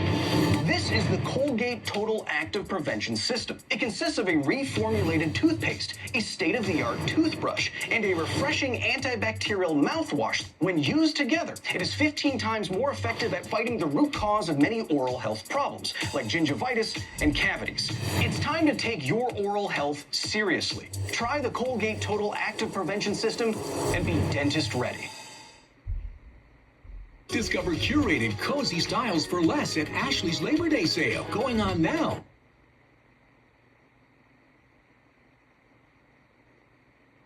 Find Hot Buys for every room starting at just $199. Plus, for a limited time, pay no interest until 2030 when you buy in store. Only at Ashley. Algorithmic advantage to using this feature? Or... is it not a big a deal? Yeah, I think this is one of those things where the algorithm shouldn't have opinions because they shouldn't punish creator. There should never be an idea of algorithmic punishment. I know everybody thinks the algorithm is out to punish them, and we all take these things very personally, but that would just not be good. Let's say your next video is going to be the most popular video in the history of YouTube, and there was some weird algorithmic punishment, or oh, they didn't premiere it, therefore we're not going to That's in nobody's best interest. It's in everybody's best interest that every video has every chance for every bit of potential that it could ever have. So everyone is aligned on videos should succeed, sort of on their merits, sort of regardless of the specific tools or methods or however people want to put them up. So I would say and also prioritize mental health and longevity above everything else. So even if there was some audience expectation for premieres and it just didn't fit your lifestyle anymore, prioritize being here for the long haul, being able to make those videos. And maybe that's not premiering at all anymore. Maybe it's saying I'm only going to premiere the first video when I'm in a new country, and that's going to be an extra special event, and people will be even more excited for it because it's less common now. It's more of a rare occurrence. So I would think about it more in terms of the creator's longevity, and then give your audience a reason to support you in doing it. I love that. Okay, and then I think this might be our final question. Hashtags. You brought up hashtags earlier, that if you're a newer channel and you wanted to reinforce your video to get some impressions related to good metadata, that jumping on a trend related to hashtags could be powerful. I think I've seen confusion where people go, wait a minute, is tags hashtags? I'm like, no, two different things. And some people maybe don't use hashtags at all, or maybe they're putting extra weight on them. What are hashtags? How do they work? And then how is it best to think about them strategically as how they could actually help creators maybe trigger impressions, trigger the algorithm, get views? and what weight does that carry? Yeah, so the way I would think about these things in general is like try to spend all of your time making great videos, because like there's nothing else that is as impactful as making great videos, and that just means videos that your audience are gonna want to like click on, watch to completion, and hopefully watch another video. Everything else is sort of taking your time away from that. So think about it that way, and then spend that other time, like invest that other time accordingly. And hashtags, like it depends on the size of the creator. Like if you're an enormous creator, you still might want to, and you go to a concert, you still might want to use a hashtag. What hashtags do, to actually answer your question, is it puts like an active link for that hashtag on a video. So if people click on that link, they'll go to like a hashtag page and they'll see other videos that use that same hashtag. Or if someone is already interested in that event and they go to that page, they might have watched somebody else's video and come onto that page and seen your video. So what you're banking on is that the interest in the trend or the topic is much greater than your like organic potential audience. It's like this concert or this movie premiere or this natural event was so much attention that when people go there, I want my video to be in front of them. If you think you are way bigger than the hashtag, then instead of somebody maybe watching your video next, they might go to the hashtag page and watch somebody else's video next, which like just selfishly isn't as good for you. So I would like, again, be like super strategic about it and think like, is this a potential for me to get my video in front of a bigger, larger, different audience? And is that something I care about? And then if it is, like, especially if it's like a mega concert or trend or something, it might be worth putting that hashtag there, especially like if it's just like mega, like blockbuster movie premiere, huge concert event, one of those things. Could be worth it for you to be there. Otherwise, I would also be like strategic about that as well. I would love if you thought about my thinking on this. It makes total sense that if appropriate and you were typing into something like people are just looking as an event is happening, and maybe it is a release of a new product, or even you from home covering the news. I have gone to CES, Consumer Electronics Show in Vegas, for probably over a decade. And so around when something like that's happening, there's people who just kind of like want the feed. They want everything related to it, and they might go to the hashtag page. Great. The way I like to think about it, though, is I also realize the problem with those clickable links, and I think you kind of just said this, is someone might accidentally click that or click that intentionally, leave your video, and then on that page, you're nowhere to be found. So it ultimately leads away from your channel. The way I like to use hashtags is actually more for personal organization. And I use the hashtag ThinkMediaPodcast, the hashtag Sean Cannell, the hashtag ThinkMedia. 3 show up, and those 3 then are pages that, the truth about hashtags is you can't own them. Other people could certainly use those hashtags and show up on that page, but those as being kind of personal brand, company brand, media brand are ways that those are the main 3 that I use. Other creators on Think Media, we might use their names. So then there's a way to categorize and go deeper in them, plus Think Media or whatever it is. What is your thoughts on using them for organization and branding like I do? Yeah, I think that's great. I would always want to click through and just see what other videos are there, to your point, because you can't really own them. And you might think this is great, like there's no one here, it's just me, or I don't mind that the other people are here, or no, I don't want anything to do with like the other videos that are on here. So I would just do that like as like a periodic check to see what's on there. But yeah, then I think it's great. It's a way for people to find more of your videos on a topic they've already expressed interest in. Yeah, that's a great point. And that's why, yeah, you might think your channel name or your brand name is your channel name or brand name, and then you click through and see Reese's and Hershey's Zero Sugar. So delicious, you'll check the label twice.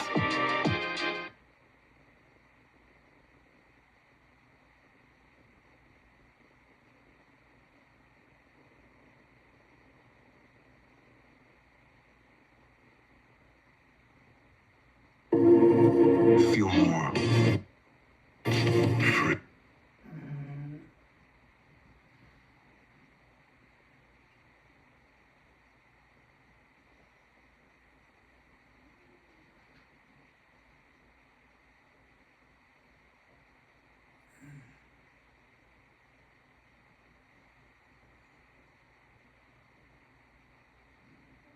Emotion.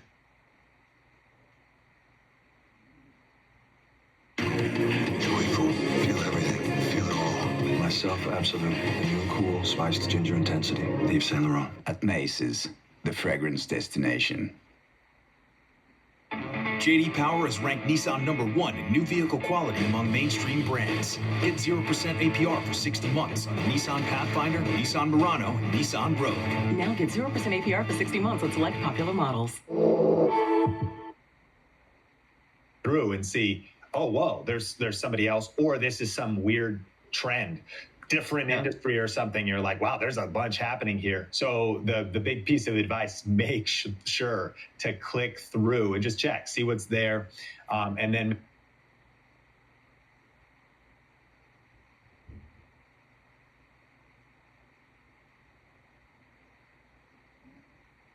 make an educated decision. I think the one other interesting thing about this is that it's as many as 3 hashtags is maximum that'll show up there. But I also noticed that it's overridden, like on our Think Media podcast, because we always add these episodes to the playlist, which means they get distributed on YouTube Music and our proper podcast on YouTube. That playlist link overrides the hashtag, and there's other things that override that section. I suppose the user interface on YouTube could change over time, but am I thinking about that correctly in my description as well? I think I'd have to double check that because it shows up in different places on different surfaces and different experiments. And YouTube also runs experiments for different places.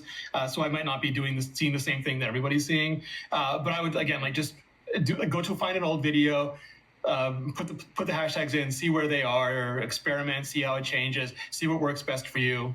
And then put those on your if they works, put that on your more recent videos. Yeah, that's a great point. And at this exact moment, I see my views, I see the date of upload, and then I see the Think Media podcast, Unfiltered YouTube Tips with Sean Cannell. The playlist would override that.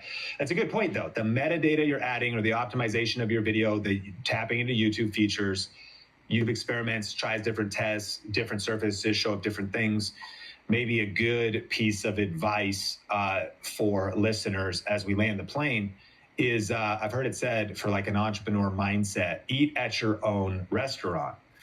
Yeah. Take some time to experience your own content, to click around in your own description, to see how once you start posting YouTube links in your description is now like a really cool YouTube logo and the title. Sometimes if you copy paste over description stuff, it's truncated in the public facing thing, and now the link's dead. Eat at your own restaurant. Go look at where your hashtags are leading, if you're even using them, and get really familiar with also the new YouTube features, which if you haven't listened to our first episode where we actually talked about so many new YouTube features and updates that creators can leverage in the actual experience of YouTube. The future is bright on YouTube. It's exciting to see what's coming down the road. And Renee, I really appreciate you spending now like equivalent of 2 hours together, just going super deep in algorithms, super deep in new features. You've added so much value and so much respect and appreciation for you taking the time to add value to our community. It means the world. If people want to connect with you, follow you. Oh man, I appreciate it. And if they want to connect with you, follow you, and some of the other ways they can stay plugged into YouTube News, where can they find you? I'm at YouTube Liaison pretty much everywhere. So whatever your favorite platforms are, go to YouTube at YouTube Liaison. I'll be there. Also, Creator Insider, we have podcasts with YouTube executives that try to go even deeper on a lot of these topics. Their areas of specialty. Think Media Podcast. Subscribe, like, share, rate, review wherever you watch or listen. My name is Sean Cannell, your guide to building a profitable channel. Thanks so much for joining us today, and I can't wait to connect with you in a future episode of the Think Media Podcast. It's like the humans are a snack. Yeah, let's see how they like it. Go dinosaurs. Yay, dinosaurs. M&M's, it's more fun together. Guys, it's Jen. The real MVP of a beauty routine is a bright smile. So I wanted to share with you my favorite product I've been using for just that. The Colgate Optic White Pro Series Whitening Toothpaste. It's designed to target deep set stains below the surface without harming your enamel. The best part is it can remove up to 15 years of stains and prevent new ones from forming. Okay, immediate holy grail. Views are down globally, but it comes down to one word of why small channels don't grow, and that one word is strategy. Today, Sean and I are diving into the exact framework that's helping small channels break through right now. The first ingredient in the perfect video recipe is the idea, but your ideas suck. You want to be capturing a lot of ideas to narrow down to one strong idea. Ingredient number 2 of the perfect video recipe is the hook. There's an interesting interesting thing that you can learn that could help YouTube videos about how James Bond movies open. Let's talk about the content. That's ingredient number 3, and then the which is ingredient number 4. So, welcome to the Think Media Podcast, the #1 show bringing you unfiltered YouTube tips for building a profitable channel. I'm Nathan S. Wine, one of the coaches here at Think Media, and today, Sean and I are diving into this framework that's helping small channels break through right now. Like, no joke, I'm watching it happen in real time with our students just about every week, and I wanted to bring it to you right here ASAP and go through this with Sean because your next upload could be the one that changes everything. Man, I know that sounds hard to believe, but as a coach, just take it from me. I'm seeing creators who've been stuck at the 20 view count level get hundreds. I'm seeing creators stuck at the hundreds of view count level get thousands, and it's not luck. It's just because they stopped doing what they were doing before and instead started doing these 4 things on every video. That's it, 4 things. The algorithm, I'm convinced, is actually craving content from small creators right now.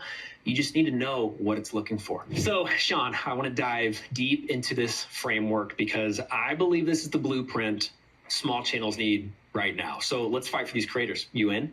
I'm in. Let's do it. Okay, cutting right to the chase. What is the #1 diagnosis, in your opinion, of why small channels don't grow? That's a good question. And to challenge me with the one thing they're lacking, I don't know if there is just one thing. However, I think I can come up with one thing, and it comes down to one word of why small channels don't grow. And that one word is strategy, or rather the lack of it. A lot of people just post and pray. A lot of people just take massive action and press record and start posting videos. And I do want every creator that is moved from being a consumer to being a creator to feel like you've accomplished a lot to start building momentum. But the missing piece is most likely strategy. If I answer your question more specifically, it isn't really just one thing, but I think there's some big culprits, and this is what I would focus on. I think, #1, they have no clear focus or niche. So the reason they're not growing, which this framework will help, is like, who's your channel for? What problem does it solve? A lot of small channels are making the wrong content for the wrong audience. I think another aspect of strategy would be poor packaging. The perfect video recipe that we're going to be talking about is essentially figuring out the idea of packaging. And so that's going to be the next one. I think the next one will be inconsistent value. Huge question. Like, what is the actual value proposition of this video? Does your video clearly solve a problem, or does it entertain people, or does it educate people? And if it could do all 3, if it could be what would be known as kind of edutainment, pure entertainment, or there's something to learn in it, there's that takeaway. What's the tangible value? What's the takeaway? With all of the videos out there, you want to make sure that there's real value added to the viewer's life.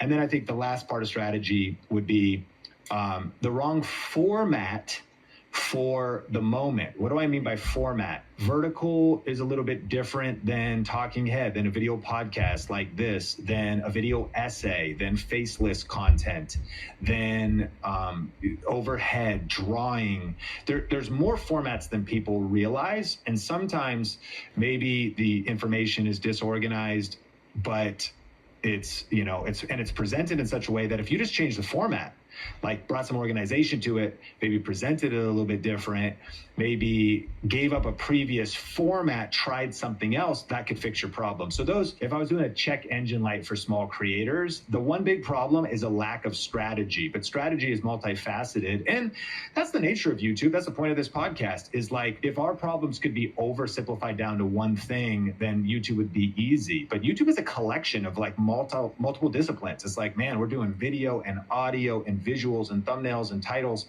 And the real dream is to get all those pieces working together. But I think the cool part of this framework is it brings some order to the chaos.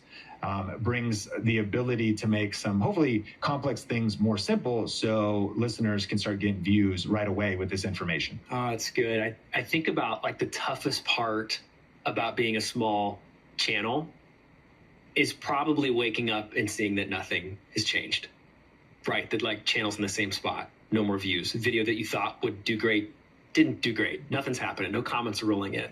And I love that we're already talking about a hidden gem here is to just like switch things up. Strategy might need to be looked at again. Format might need to be looked at again, right? The definition of insanity is like doing the same thing, expecting a different result. And so I love that's where we're starting this. So in light of that, right? Like how do we change things? How do we wake up and see different results in our channel? You know, I've heard you say a whole bunch this year, Sean, that it's really like never been a better time, even for anybody really on YouTube, but even for small channels. And so I just like switch gears. What's the opportunity? Like what's at stake on the other side of understanding a framework like this, even over the next 6 months for people?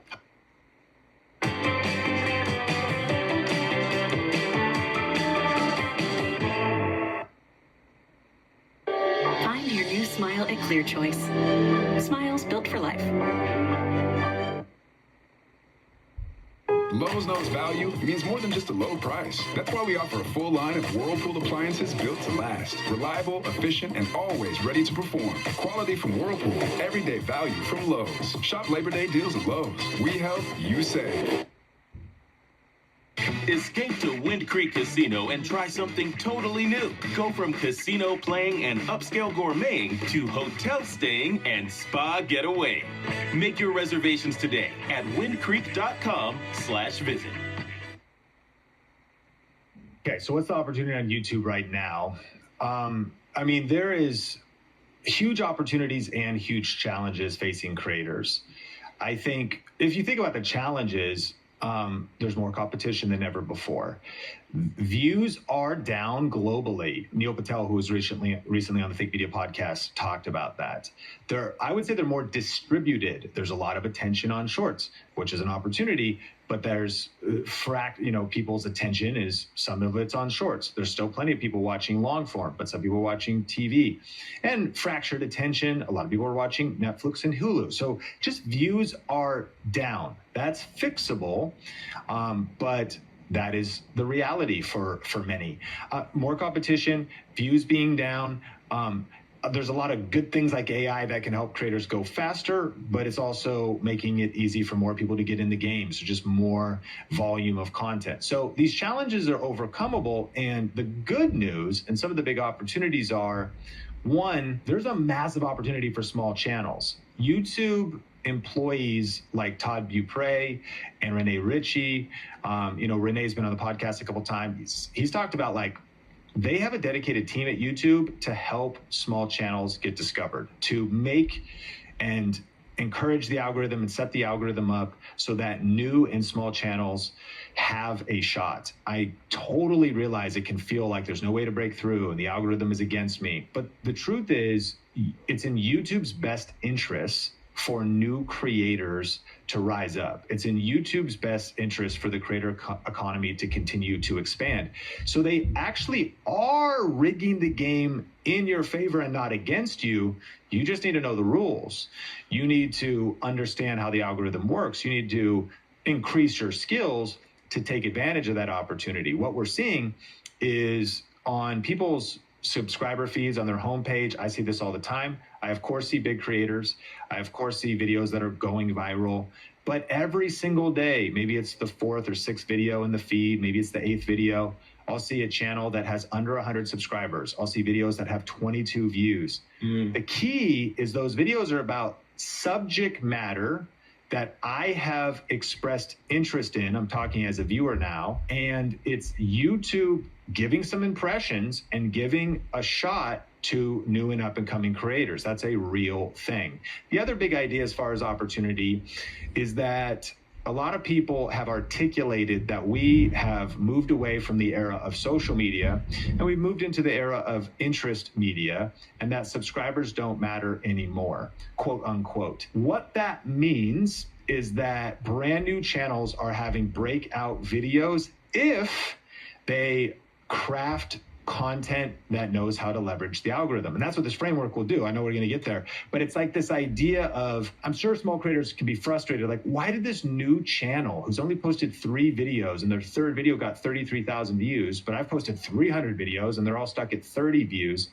It's a real thing, but it's because probably of their storytelling, their structure, their packaging. maybe luck, maybe also they got lucky, but nevertheless, the content itself luckily ended up in a format that it got clicked on, it kept people's attention, it tapped into a verifiable audience and interest. And it's the fact that algorithms are not serving subscribers and followers in the same way they once did. Now they're just sending videos and content to people based on interest. The last big idea here, which is a major strategic insight for small channels to understand, is that the YouTube algorithm looks at viewers' watch history to determine what videos they are sent next. The reason that's so profound is, if you're listening to this, just think about what you've already searched or you watched. As soon as you start getting interested in vertical gardening and you search that 1 or 2 times, and then you watch a few minutes of a couple different videos about vertical gardening, the algorithm starts to send you more content related to vertical gardening. The big insight is the strategic decision for the small channel to get clear on the niche you're in, the topic you're creating, and to have then fierce clarity in your video itself to really tap into keywords. It's kind of a funny because people are like, tags are dead, keyword, but like to tap into vertical gardening is a keyword, like to tap into that. And even maybe something more specific like wheatgrass, vertical gardening for biohacking and health. When you get into something specific and your videos optimize around these validated topics, these topics you've done your research on ahead of time, it's why you can jump into the conversation as a new creator and start getting views, which hopefully, trying to simplify things, comes back to strategy. It just means we're putting more thought, more strategy into our total channel, into the individual videos. And so by the end of this episode, like using this framework, you have a great shot of getting double, 4x, 6x, 10x more views on your next video, simply because you can have a better strategy, a better approach, and anybody can follow.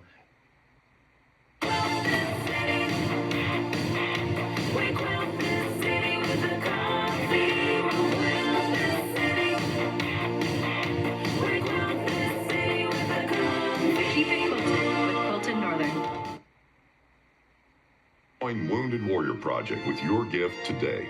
Your donation is turning lives around and saving them.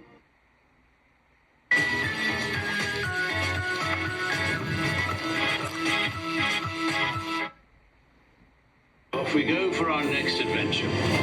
Long live Downton Abbey. So this is the start of our time.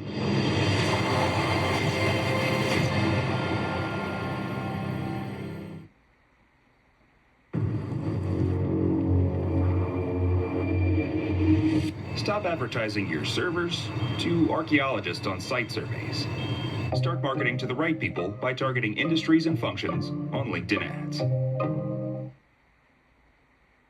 Let's go. I gotta say, too, before we jump into this first ingredient of this recipe, is I think as a coach, I'm getting allergic to the phrase, the algorithm is against me. I don't know. I hear someone say it, and it's like, total respect. I get it. Like, fellow creator, too. I've felt this before. But it's just now, I mean, man, you said it so good, like the watch history, small creators, the team that YouTube has. I've been telling creators a lot, like the algorithm isn't like against anybody. Like to actually take that phrase at face value, for the algorithm to be against you, you've had to have like violated something crazy. You know what I'm saying? Like for it actually to like, channel is done, you know, terminated. But like the algorithm is more often than not waiting for you to kind of get your act together. Right? Like the algorithm wants you to figure out these key ingredients that we're going to walk through today. So I'm just ready to like go for it, Sean. Like we've got these 4 ingredients that make up this perfect recipe. And this is the exact stuff that we teach inside of our coaching programs. The very first ingredient is the idea. Would you mind, like, let's get tactical. How does a small channel nail the idea? Yeah, that's great. I would say that when we talk about the first ingredient in the perfect video recipe, which is the idea, I like to call it the big idea, because for a lot of creators, here you can follow along in this episode and like almost like take notes. First, it's like brainstorm 10 to 20 ideas for your next video. Now you have 20 ideas. The reason I like to call it the big idea is because chances are half of those video ideas, maybe 60%, maybe 19 out of 20 are not very good ideas. your ideas suck. Now, so do mine. One of the things I've learned is that you want to be capturing a lot of ideas to narrow down to one strong idea. And we're not talking about overthinking this here, but it's just, I think you need more thought. There's actually a book I read once called The Idea Machine by James Altucher, who actually talked about the power of sitting down and writing 10 ideas down every single day. And he recommended, he's like, stretch yourself to write 10 business ideas that don't exist yet that solve problems, just to get your brain working. And then he was like, write down 10 ways you could deepen your relationship with your spouse. Then he's like, write down, and like, you're gonna train your brain to be better at coming up with ideas. But the exercise was, and number one, stretch yourself to get to 10. Because you're like, here's the first 5. I'll write her a card. I will buy her a gift. I don't know. I only had 2 good ideas. Like, so force yourself to get to 10. Well, okay. When you're thinking about your YouTube channel, like, what are 10? And you want them to all be good. But then when you re-look at them, so the first thing is the big idea, and that includes 3 elements, which is the thumbnail, the title, and the idea, the topic, the thumbnail, the title, and the topic. And where I find a lot of creators, they skip the step of the topic, of the idea, and they're like, how do I just write a good title for the thing I want to make? And it's like, slow down a little bit. How do I start designing a thumbnail? Let's really consider the idea first. You know, when you look at some of the YouTube strategists that have built channels or that coach some of the biggest channels and work with even like Hollywood and whatnot, a lot of them will talk about how they will spend 10 to 100 times more time on the topic, the idea itself, than most creators would think you would need to. So for some, they just skip it. They're like, tomorrow I want to talk, they got a DIY homesteading channel. They're like, tomorrow I'm going to talk about my chicken coop. You're like, all right, I mean, it's actually a solid topic, actually. I would green light that. But like, how can we, let's take it a little bit deeper. And they're like, I got the idea. Let me figure out a title. Let me thumbnail it. Let me just go on. It's like, okay, hold on. If you just took 1 minute on that, can you at least take 10 to 100 minutes to really brainstorm what is the specific topic? And I think the power here for small creators is, I'd call it angles. How many different angles are there on this topic? We were just recently brainstorming a podcast with Ken McElroy, which will be out by the time that this podcast episode drops. And he's built a 475,000 subscriber channel. And he's a businessman. He does real estate investing. So there's like, well, there's the business side, how, and then we start, these are titles, but they're like angles on the topic itself. How the CEO got 500 subscribers, or how to use YouTube for business. So we're like kind of looking at it. We're looking at the topic that we're holding, and we're trying to look at it almost like from a 360 degree. I don't know what dimension it would be if it was a sphere. It's like you almost want to look at it not just from 360, you want to look at it from every different vantage point. So we're kind of like looking at this conversation with Ken, and eventually it's like, okay, what are some different, what's true about the episode? We don't want it to be clickbait, but what's also the most interesting angle? What are the different things?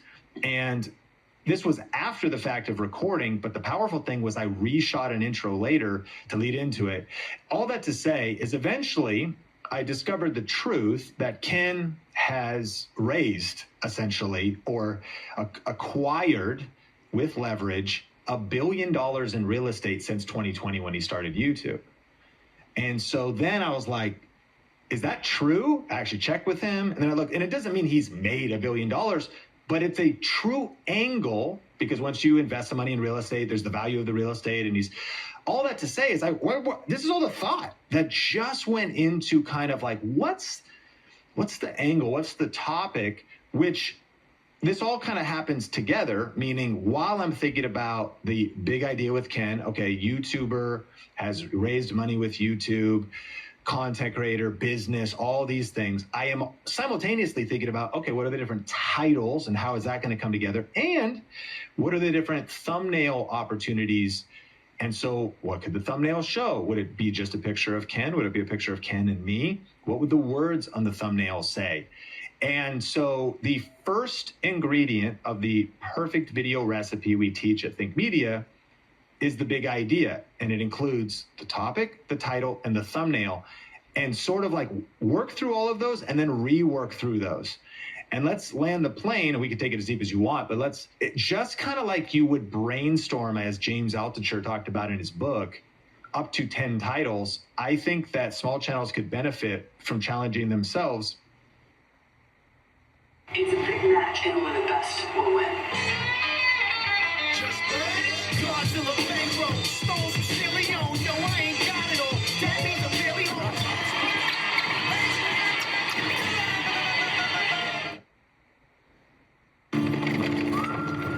Outlaws in 500 feet. Making it up! Innovation changes everything. Man, he's good. One ETF, 100 innovators rethinking the world. Before investing carefully, read and consider fund investment objectives, risks, charges, expenses, and more in prospectus at Invesco.com.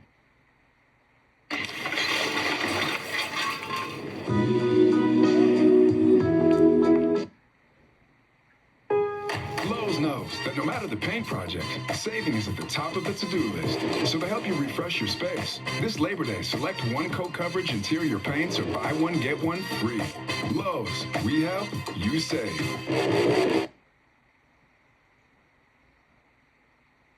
It's time to start seeing your to-do list for what it really is, your get-to-do list. The Polaris Ranger 500 is the right vehicle at the right price to help you make the most of your property, making work part of the reward.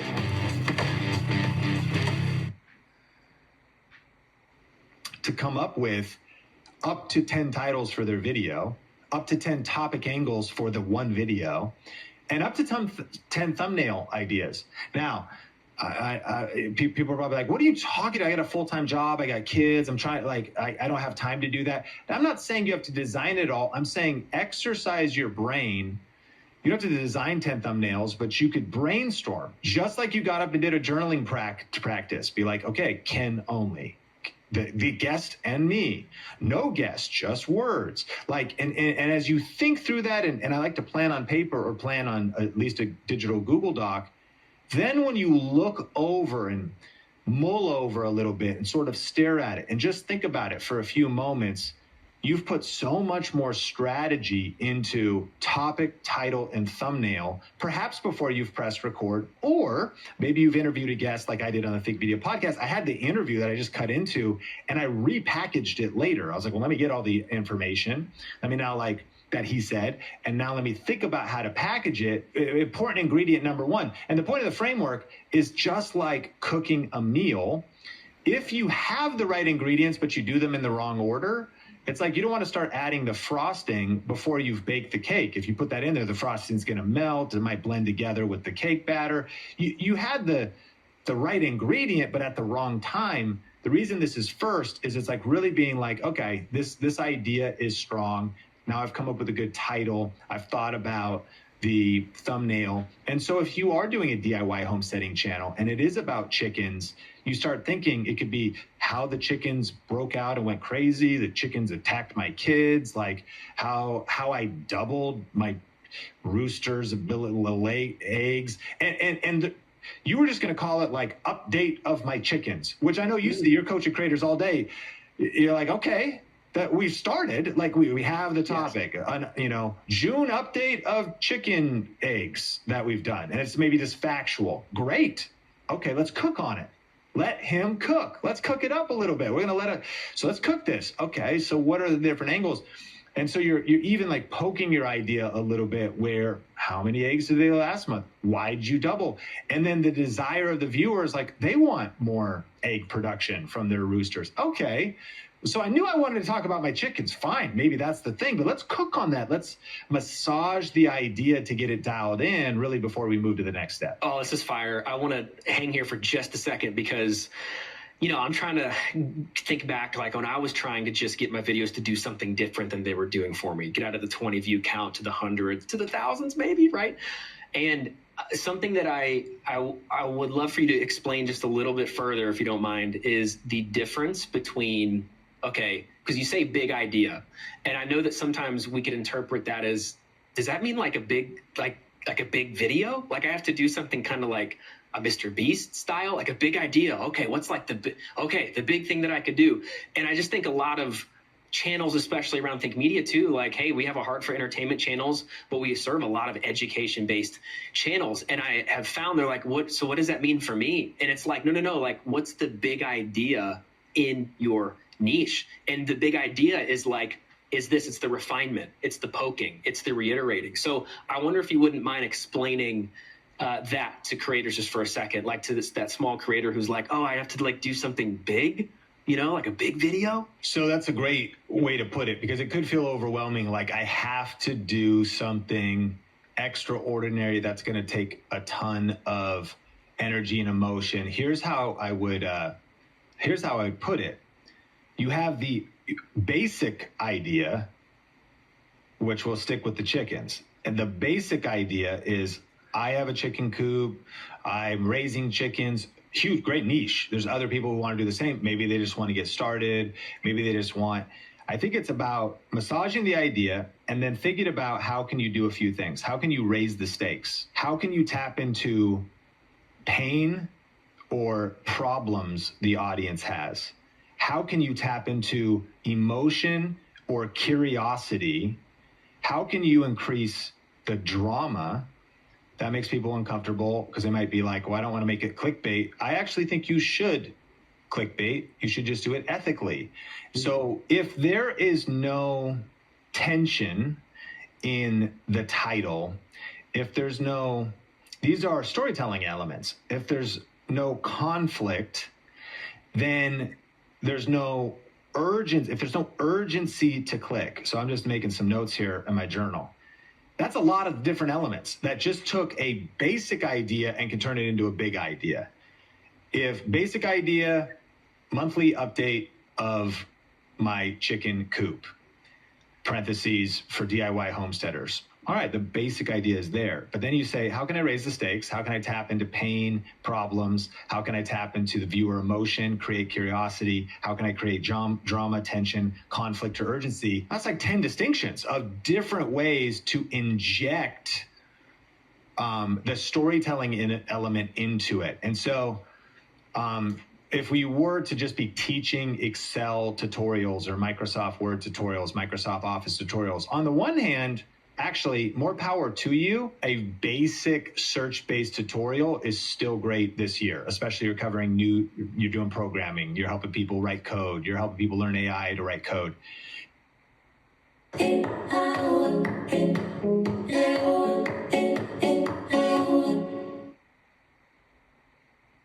Birthday party, karate, swim meet.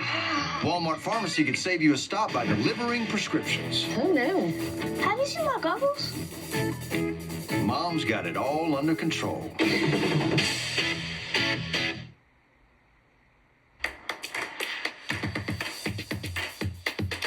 For everyone's sensitive skin.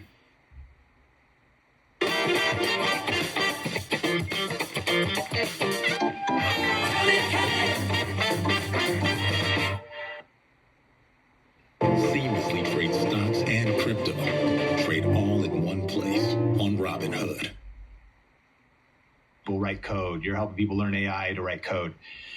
Sometimes it's just what's the intent of the video. It could be a very strong, I would say, big idea to just be like, complete tutorial for getting started with Microsoft Excel 2026. Awesome, and it's clear, 10 steps. And so it could be that you were just you thought about it like, I want to help people get started. But what amplified the idea was like, actually, if I really broke this into a structured tutorial and I really thought about the beginning, middle, and intro, now actually it might even be a 3-part video. And so I should probably break it down because each one would be 10 parts. A lot of thought. So it's massaging the idea. That's one thing. But let's take it back to the chickens. You start thinking, instead of just doing an update, you might think, man, the angle of this video is like, let's take it the non-search based way and go like the more suggested curiosity based trigger the algorithm way. How our chickens almost destroyed our marriage. Still about chickens. And you're like, these chickens, like, hey, and that's your June. And then it still could be like June update on Anderson Farms. Parentheses in the end. That's kind of tying into like the fact you're vlogging and you're all, but that's a storytelling. It just went from a But another way, big or small, think about scoring the idea. What is the idea on 1 out of 10? And of how strong it is. June chicken coop update. That's maybe a 1 or a 2.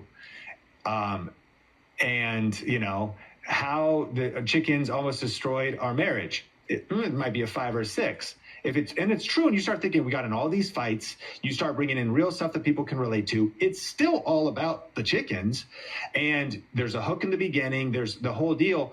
So it's looking at, we're throwing a lot at listeners, but it's massaging the idea and trying to get, I don't mean 1 out of 10 in terms of YouTube scoring when you release a new video, but the parallel is actually that you'll probably get a 1 out of 10 if you increase the strength of the idea, which hurts the math because I want the 10 out of 10 to actually be the score of the title. And so I don't even know if you can follow along with this, but ultimately, yeah, just like how strong is the idea? Weak, medium, or strong? And what I would encourage, viewers, and of course, that's also why you're constantly working with creators and, what we do here at Think Media is because this is an art form to learn. It's a skill set to learn. It's something to practice. It's something to think about these different elements. It doesn't necessarily come natural to us. You definitely don't learn it in one day, but it's something to work on every day. That's why we say get 1% better.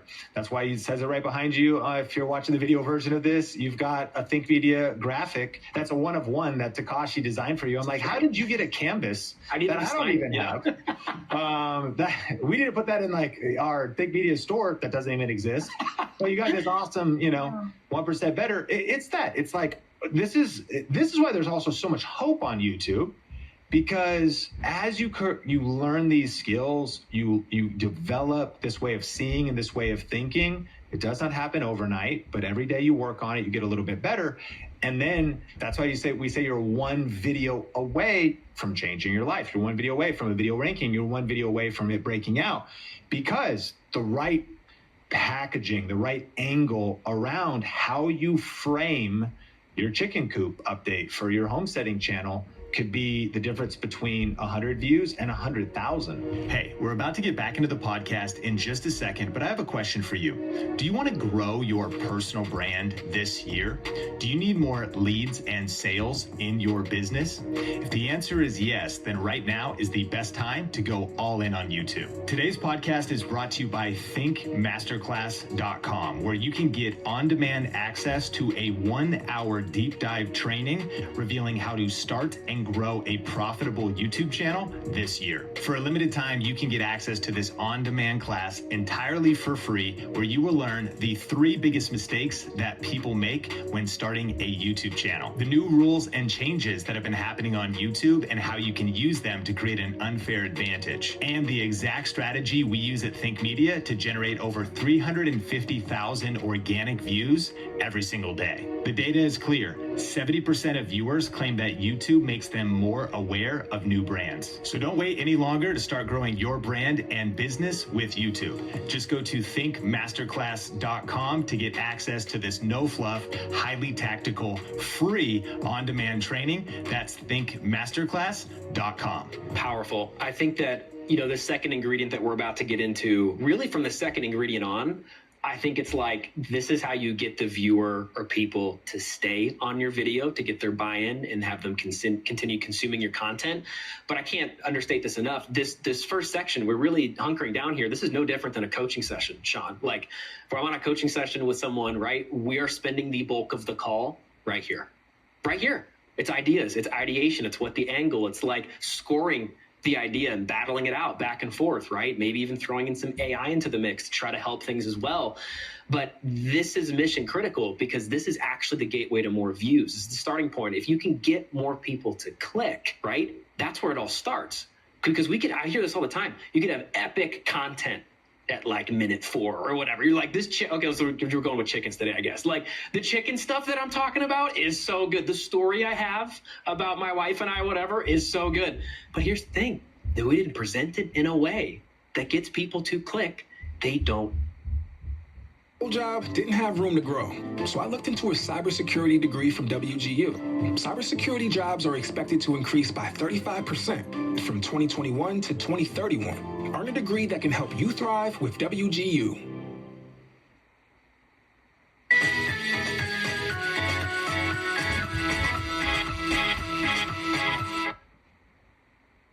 No matter what kind of teeth you gotta brush, Oral-B Electric cleans better with one simple touch. Oral-B's dentist-inspired round brush head hugs them, cleans them, and gets in between them for 100% cleaner teeth. Your perfect clean starts with Oral-B.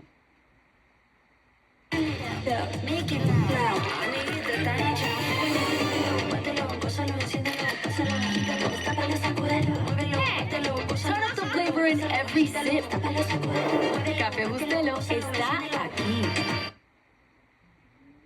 People to click, they don't see it, right? So it's like this actually matters. This is where all the dreams come true on YouTube by getting people to just click. But then there's more. We can't just like get people to click, because the last thing we want is people clicking and then bouncing. We want people to click and stay. Second ingredient we call the hook. That first 30 seconds, it's make or break. What works for small channels when it comes to the second ingredient, Sean, the hook? Yeah, so the powerful thing about the perfect video recipe is you want to go through the steps in order. And if, like you mentioned, if you do step one and you have a level of clarity there, then things start to flow naturally off that. And inside of Video Rate Academy, we have a process, and it all starts with starting with the end in mind. It all starts with the reverse engineer and researching before you press record. And so by the time that you write your hook, if possible, and to define, so ingredient number 2 of the perfect video recipe is the hook. What is the hook? Well, it's the opening of your video. How long is that? What does that mean? That actually doesn't have a specific length. And this might be frustrating, but the hook might be 10 seconds. It might be 30 seconds. The hook might be 3 minutes. What? Well, if you've got a 30-minute video or an hour-long tutorial or training, the hook could absolutely be 3 minutes long. I think about James Bond movies, and there's an interesting thing that you can learn that could help YouTube videos about how James Bond movies open. One of the insights really helped me get more views on YouTube, and that's something I learned from, again, James Bond. And it's first this idea of cut to the chase. And basically every James Bond movie, the opening is a chase scene. It's just like, boom, the video starts, and all of a sudden James Bond is on the run. There's like machine guns going. Why is he on a jet ski? There's 40 guys chasing him along the shoreline. There's, a Porsche, and somebody's like shooting a machine gun at the top out of him. Like, what is happening? And so much is happening in your brain. There's like a lot of dopamine. There's a lot of excitement. How did he get himself in this situation? What is in that steel case that he's holding in his hand that's handcuffed to his wrist? Where's this all going? And then after 1, 2, 3 minutes, a lot of movies follow this formula. It'll go 2 weeks earlier. Yeah. So you start realizing, so then it cuts back, and then James Bond, he's chilling there. He walks into a bar. He gets his drink shaken, not stirred. It's much more chill. Now we're going into character development. Who's that interesting lady at the other side of the bar? Is that going to be somebody he's romantically involved with? Is that going to be a partner? Does she betray him later? But like, you now cut back to laying the foundation, getting into things. YouTube creators can benefit from this. And again, we're talking like Hollywood level storytelling, but you could apply that to your chicken coop video. How do you cut to the chase? But all that to say, the reason the hook could be long is because it's getting you hooked. It's getting you into watching a whole 2-hour film. It's getting you bought into what's coming up. The second principle I learned about the hook on entertainment was reality TV. It literally says coming up on the Kardashians. And then there's like a fight or a conflict. And it's like, Kim, I can't believe you. And then it's like, Khloe, no. And they like throw and break a glass. And then it cuts to another scene. And like Kim and Kanye, that's throwback. I know I'm like years expired in Kardashian updates. But, they've got some conflict. Oh, they go shopping. Does she buy this purse or that purse? It's like teasing what's coming up. And it might show you, or it shows you a couple things. It actually shows you all the best scenes. It shows you all the highlights. It teases all these peak moments that are coming up gets you excited, and yet you still watch, and then it goes back, and it's like establishing shot in Calabasas. Twizzlers, keep the fun going. Remember your ABCs! Always be clogging! And the Walmart app has over 500 million items. Walmart has dancing shoes? The Walmart you thought you knew is now new.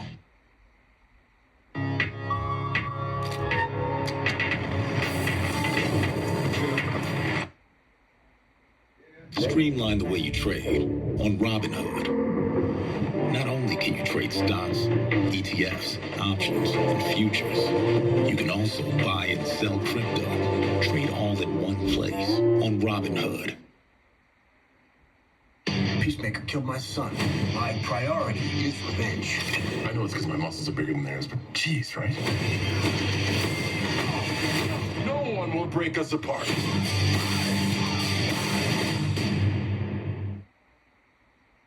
Establishing shot in Calabasas, and just the usual characters, but that they need to do something in the beginning. So that's kind of this idea of the hook. How long can it be? As long as it needs to be. But I would argue most creators should probably take it a lot more serious, and it probably could be longer than most think. Extend the hook out, cut to the chase, start delivering value right away, and maybe even deliver the whole first portion. Maybe you have a 5-tip video. The first minute or minute and a half could actually be the first tip. And you're like, that's actually the first of 5 tips. I'm going to share the next 4 with you in just a second. But if you're new here, welcome back to the Think Media Podcast. So the whole beginning is like, we're cutting to the chase. We got right into it. Machine guns, helicopters, the whole thing. Before just being like, I think what's kind of outdated when it comes to YouTube strategy is the idea of saying, like, in this video, I'm about to tell you this and tell you this and tell you that, which we've taught for years and all of our students do. It's not bad. It's factual, but I think things are different on YouTube this year, and moving forward. It's like, if you've done the big idea right, the topic, the title, and the thumbnail, they already know what it is. They've clicked on knowing what it is. Like you're getting straight into it. If you're doing an Excel spreadsheet, tutorial or beginner guide for the newest edition, you might just go, all right, we're going to open up Excel and get right into this with step number 1. You might just get right into it because they clicked on the right packaging, then the right in it. But the big idea of the hook, not to be confusing, the main principle of the hook is that now that we have thought about what our topic is, what the exact title is going to be, what the promise of the video is, which we're defining in step 1. What are we promising to viewers? How can we now cut straight to the chase and grab people's attention, establish our authority, set an agenda for the video, and include some of the things we mentioned, like, in a way, give a reason to watch till the end, put some urgency or stakes to watch. And some of these terms sound so disconnected perhaps from education, because we're like, well, it's just going to be a tutorial.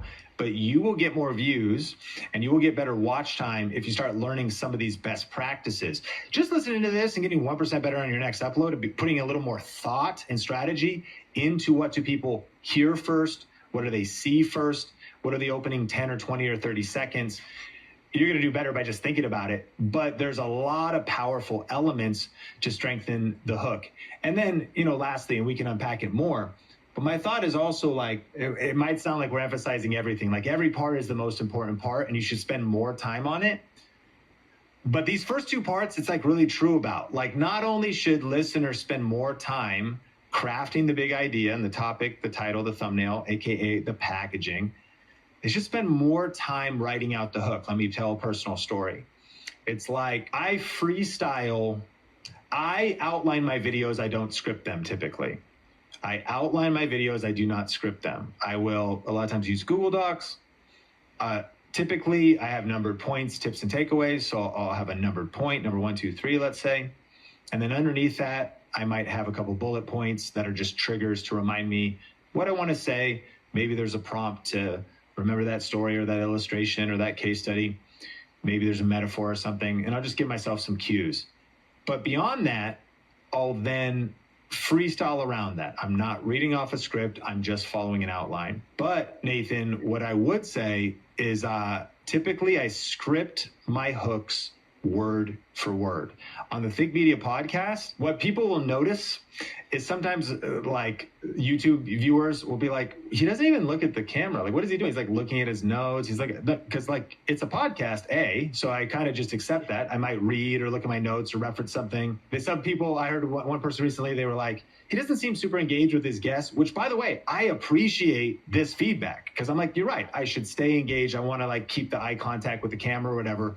But what I'm actually looking at is I'm taking notes myself. All that to say is once I get into the content, I'm less concerned and our watch time's pretty good and our channel growth is pretty good. And because once you're into it, that's different than at the start. I just shot a hook today for this episode that we're doing with Ken McElroy. And I made sure every line was delivered perfectly. Every line was eye contact with the lens. The whole opening of the video, I sat down and polished. Of course, if you quote unquote polish an entire video, it might benefit from improved performance. But just if for what it's worth, my own personal behavior is spending a significant amount of time on the topic, title, and thumbnail, and then spending a significant amount of time on crafting the hook. And if you get those things right, you said it yourself. You're like, there might be some gold or some unlight at minute 4 in the video, but people will never make it to minute 4 if they don't click in the first place because of a good big idea. And if they don't stick around and actually feel a reason to watch until minute 4 because of what you craft inside of the hook. So I think these first two are stacking, but they're disproportionately important because they're what are getting people to actually stick around with your video, know what's coming up, and increasing your watch time overall. This is huge. These first two, I 100% agree. I'm like, if you're going to spend your time somewhere, the ice cold tactic right now for the small channel is right here. Better ideas, better hooks.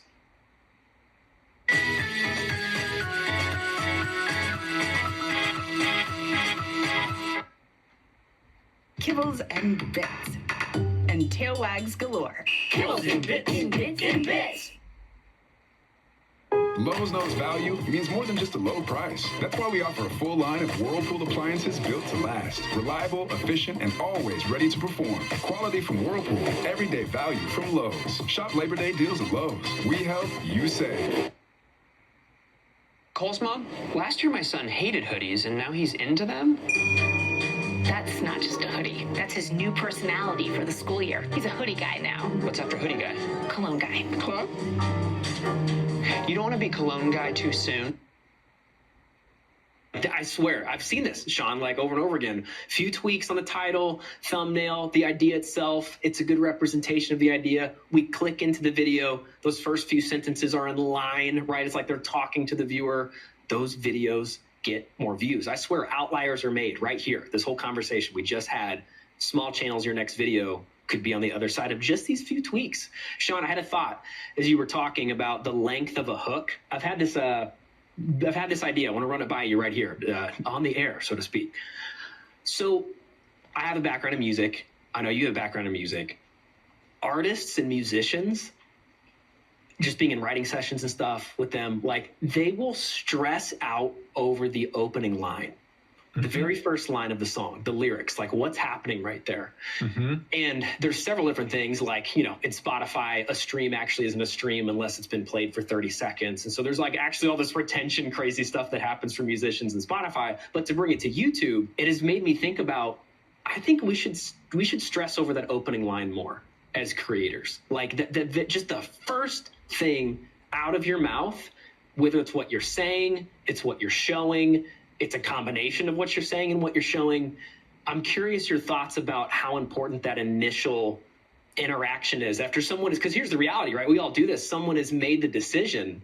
It might be a little dramatic to say, but they've taken the risk to click in on a video that they nailed the big idea. The packaging is great. Title, thumbnail. It's like, this seems like what I'm looking for.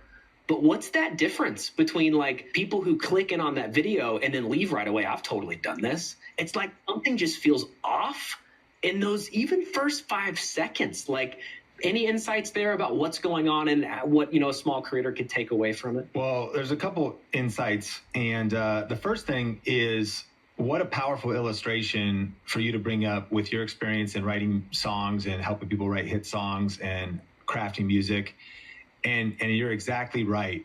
I have a couple references here, and this might feel a little off-brand, but I'm going to go there because there's a whole side of me that people that listen to the podcast know I'm a person of faith and I love Jesus, but I also was raised by the Wu-Tang Clan as a white kid in a Christian high school. So like hip hop has been a big influence for me. So I actually have a line that is from a particular song, but you're absolutely right. There's this underground rap group called Dilated Peoples, and there's this one line where he actually kind of references this. He goes, I like to start every verse with something to quote. The devil you know is better than the devil you don't. And I've never forgot it. But even him saying that, I like to start every verse with something to quote. What is the first sentence? Is it provocative? Is it triggering? What is that first thing you hear? And this can feel like a lot of pressure. I mean, I want small creators to take and creators of all sizes, take a deep breath and be like, geez, do I have to be Aristotle, Socrates, and have like a biblical first line? Like, no, but you brought it up, like the point. So then, Jay-Z from Diamonds from Sierra Leone says, I'm not a businessman, I'm a businessman, opening line. Notorious B.I.G., Juicy, it was all a dream. I used to read Word Up magazine. And then these turn into memes. Think about these songs where just a phrase, how about this one? Hello, darkness, my old friend. Yes. That's all. That's 5 words. And Simon and Garfield are having that whole thing stick. But here's the one I want to share. I'm going to censor it a little bit. There's a rapper named Central C and wrote a song called Doja. And the opening line is, I'm going to say almost every word. I'm going to censor the B word, okay? How can I be homophobic? My B is gay. That's the opening line. Now, it's like, what? Like, he just went 0 to 100 real fast. And you're also like, what does that even mean?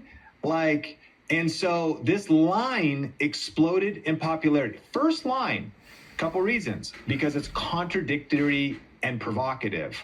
So wait, how can I be, that's already a touchy issue. How can I be homophobic? It's also humorous. It's like meme worthy, so it's shareable, and it's also memorable, and it's just kind of like Hello Darkness, my old friend. So you got to know that these artists that actually sometimes have writers helping them, or they're that's on brand for him, whether that's cursing or talking about subject matter. And so everybody listening to this, the principles, which is what we do here at the Think Media Podcast, I think we can learn these powerful principles about cutting through the noise, thinking about what's happening in culture. It's provocative.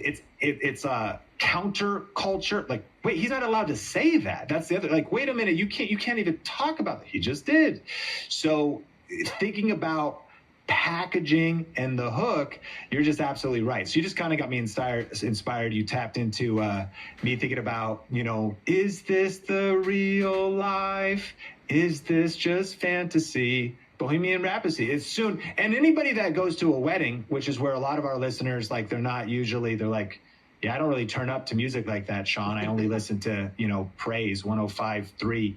But I'll turn up at a wedding. You get me like that song that hits me from that R&B classic from high school. Man, that just gets me back, I must mainly listen to worship music, but I might be able to spin a little Casey and JoJo, 98 Degrees. It takes me back to that one that got away.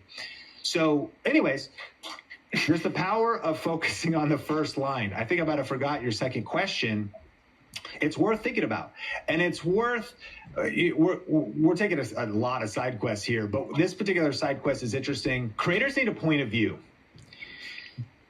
Small creators need to work on formulating a point of view. And consider this, if you're just like putting out some same old information, that information's on AI. I'm just gonna leave these here. You can watch him, right? You seem trustworthy. Remember your ABCs. Always be clogging. And the Walmart app has over 500 million items. Walmart has dancing shoes? The Walmart you thought you knew is now new.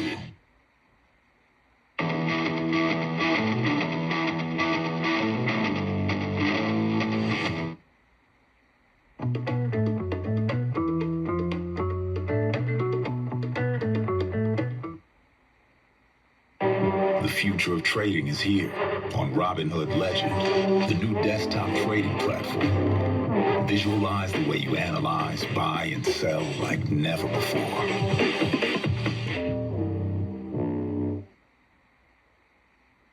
Your videos, you're listening. They want a human. They want someone to guide them. They want someone to teach. They want to find new creators. They want to find your channel.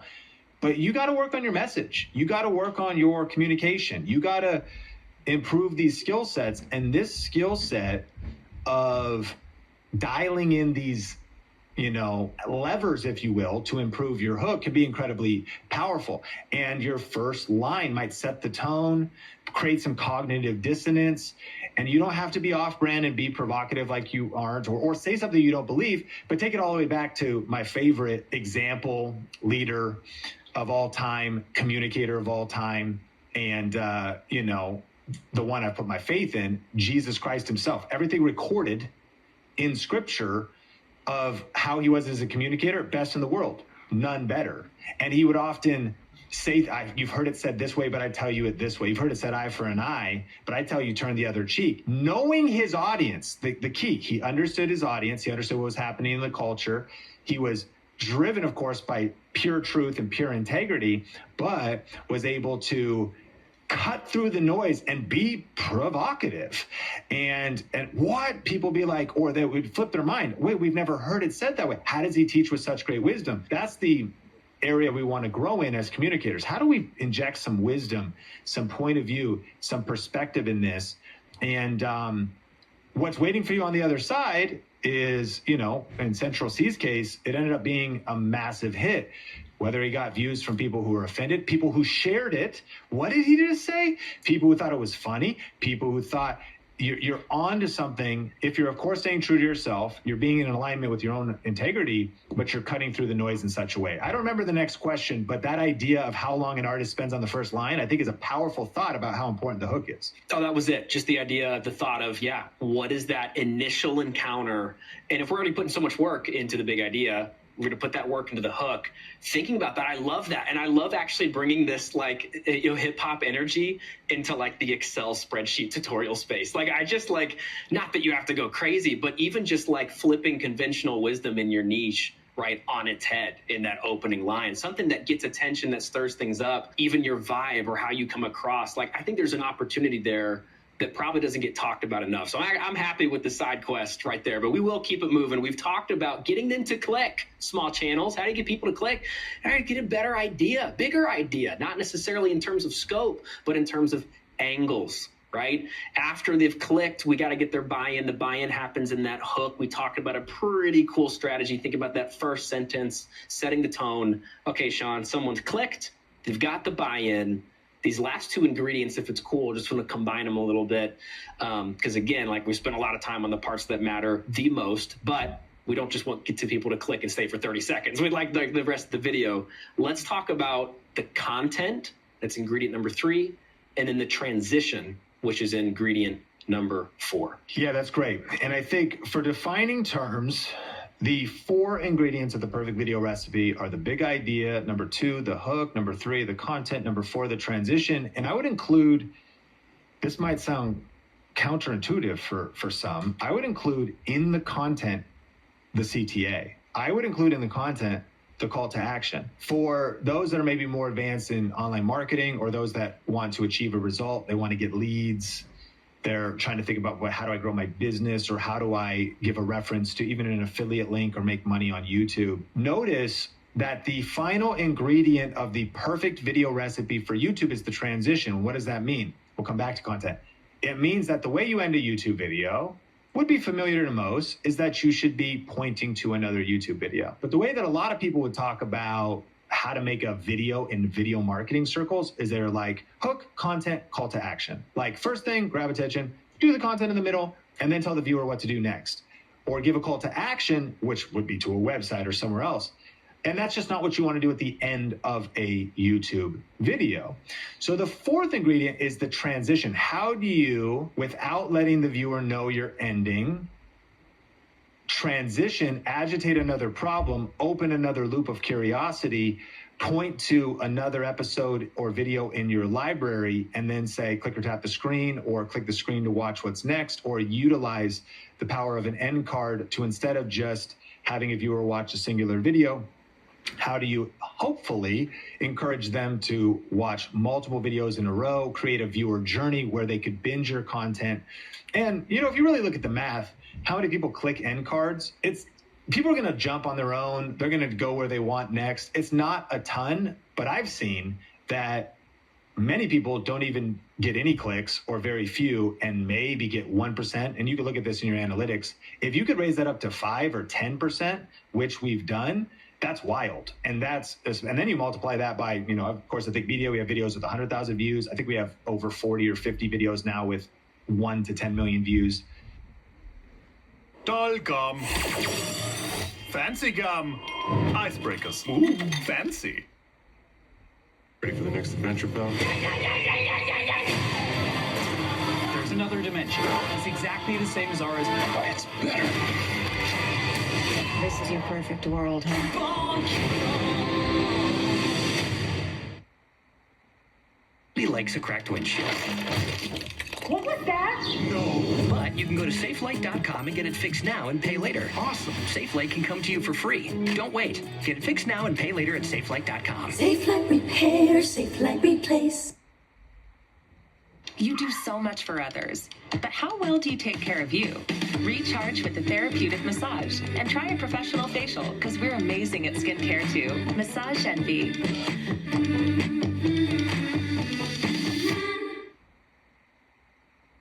10 million views, 10% of people, that's a million people clicked your end card if you got it to 10%.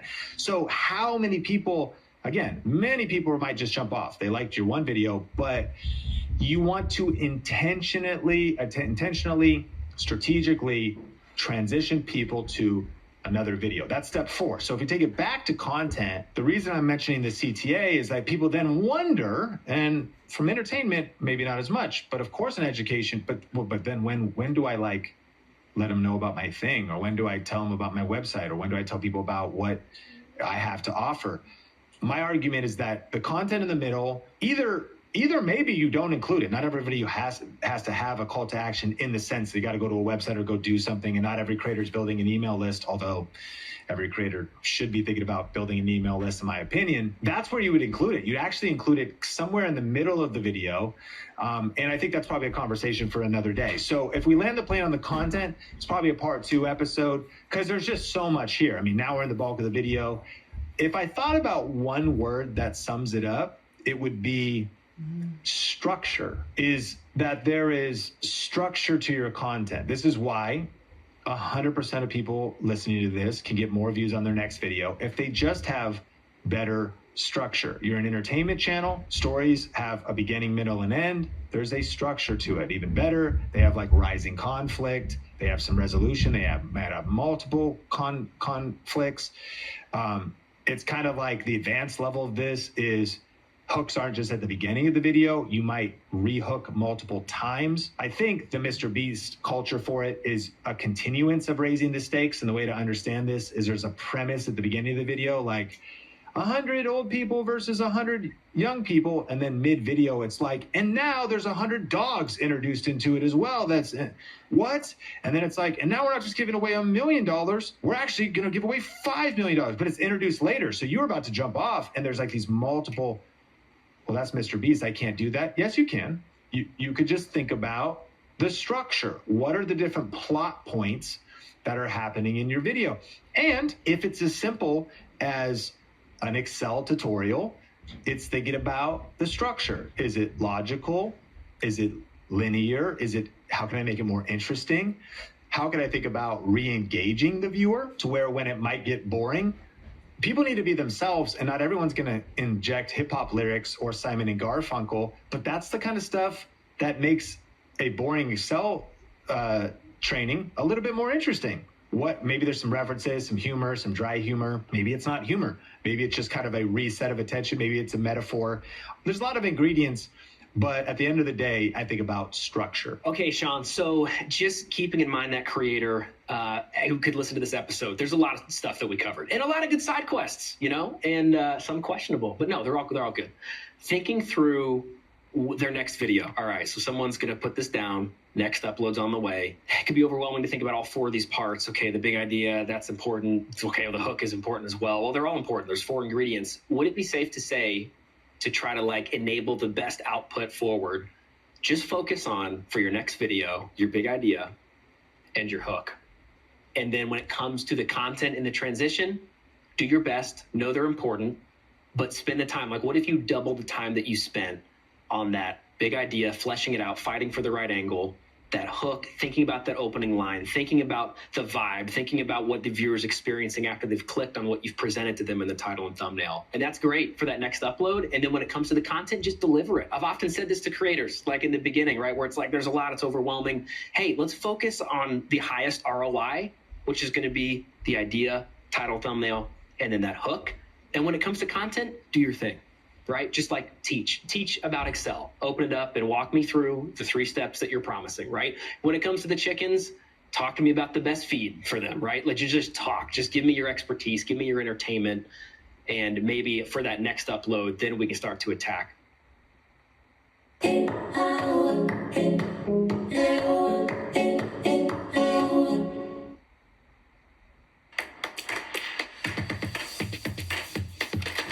For everyone's sensitive skin. Seems to be the problems on there. The belly's full of Greeks. Innovation changes everything. Send it back! 1 ETF, 100 innovators rethinking the world. Before investing carefully, read and consider fund investment objectives, risks, charges, expenses, and more in prospectus at Invesco.com. Let's get one thing straight. It's not a cheeseburger without a slice of melty goodness. Kraft Singles. Every single time.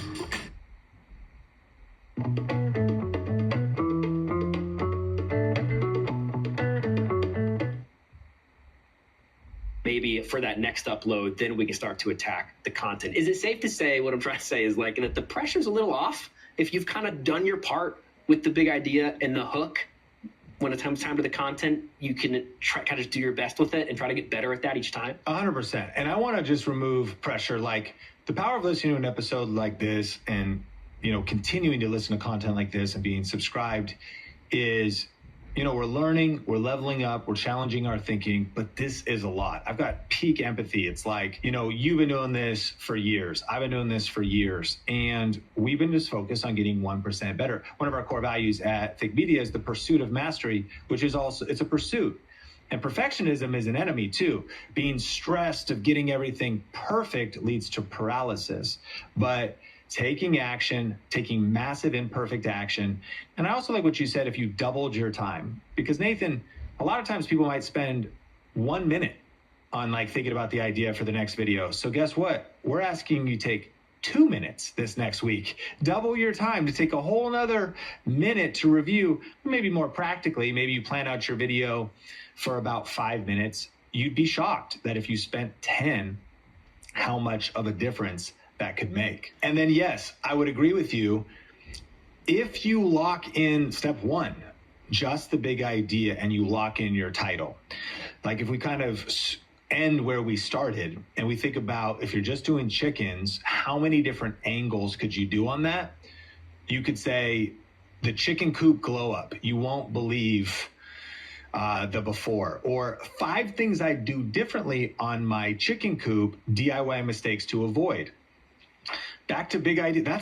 To me, that's it just took an idea, chicken coop update, to a big idea, a better idea. 5 things I do differently on my chicken coop, DIY mistakes to avoid, and then thinking maybe about the hook, Hey, in this video, I've made so many mistakes when it comes to raising chickens. I've been doing it for the last 5 years. I've learned a lot of lessons, and I kind of just want to go through 5 ideas I wrote down of my chicken coop that I want to avoid. That's it. Yeah, totally. Then go through the ideas, just freestyle.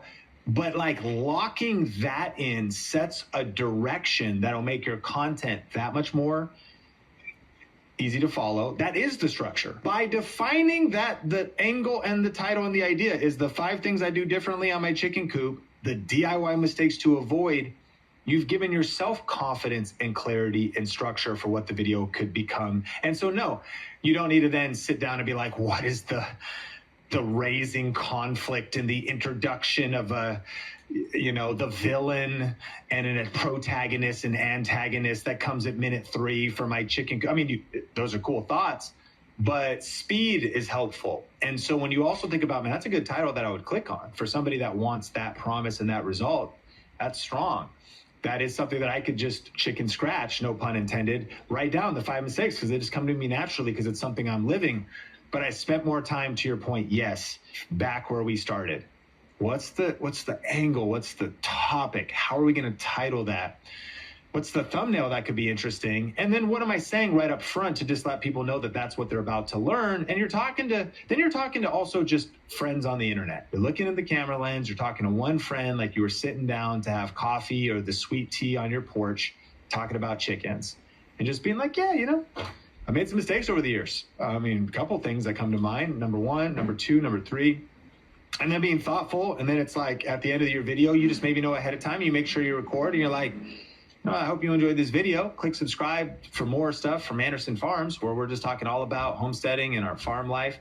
And, recently we redid our whole approach to how we're dealing with the cows. Or recently we just redid our whole thing of how we're dealing with the garden. Click or tap the screen if you want to watch that. Then you would have just hit the perfect video recipe. You defined the big idea, you thought about your hook, you delivered on the content, you gave a transition to another video. On a simple level, if you use the recipe, it'll work for you. And then our encouragement is it's kind of just like cooking, and stay in the kitchen and don't quit. Personally, I'm trying to get better at cooking, and there's been times I've cooked the chicken. Personally, when you're having friends over and you're barbecuing and you want to cook the perfect steak, but you got into a conversation and you forgot, and now your family is about ready to excommunicate you because they like medium rare, but it's not only cooked all the way through, it is a brick. That steak is like rubber. That's frustrating, but you gave it a shot. You cooked a meal. You put it out there. People ate it. You lost a few family members. You're repairing those relationships in therapy, but stay in the kitchen. Keep cooking, keep posting new videos, and keep getting 1% better with every upload.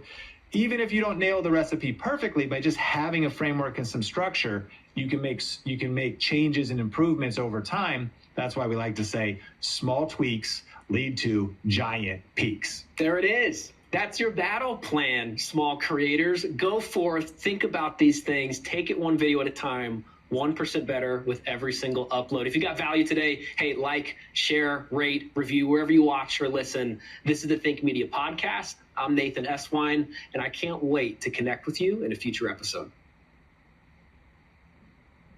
$30,000 on YouTube with only 5,000 subscribers. One of the biggest myths about starting something on the side is this idea of balance. No brand deals, no viral shorts, just one thing most creators never think to do. It's so difficult to spend 40 plus hours a week at a place that isn't exactly where you'd like to be, and then to try to find the willpower to come home afterward. This whole YouTube thing was born out of just strife, to be honest. I had a day job and it just never felt like I was in the day job that I was supposed to be in. For me, I always felt like I needed to create something else. And the thing that I couldn't grasp, even back when I was trying to get my channel off the ground, was the whole, I didn't just want to make money from one place thing. At what point did you feel like it was time to add on, let alone consistent content, to building out more of a business around what you were doing while all of this is a side hustle?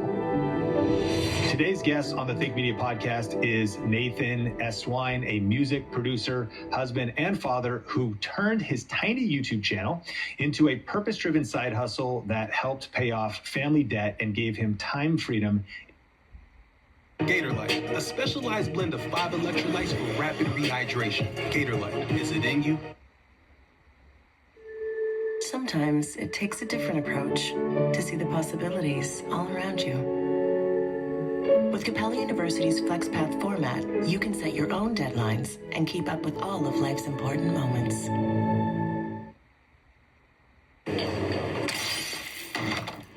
Squarespace.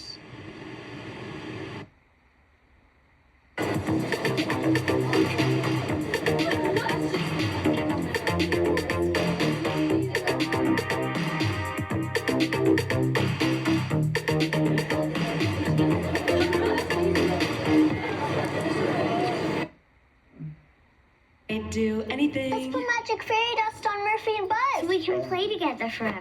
Wait, I have a better idea. Let's go to PetSmart.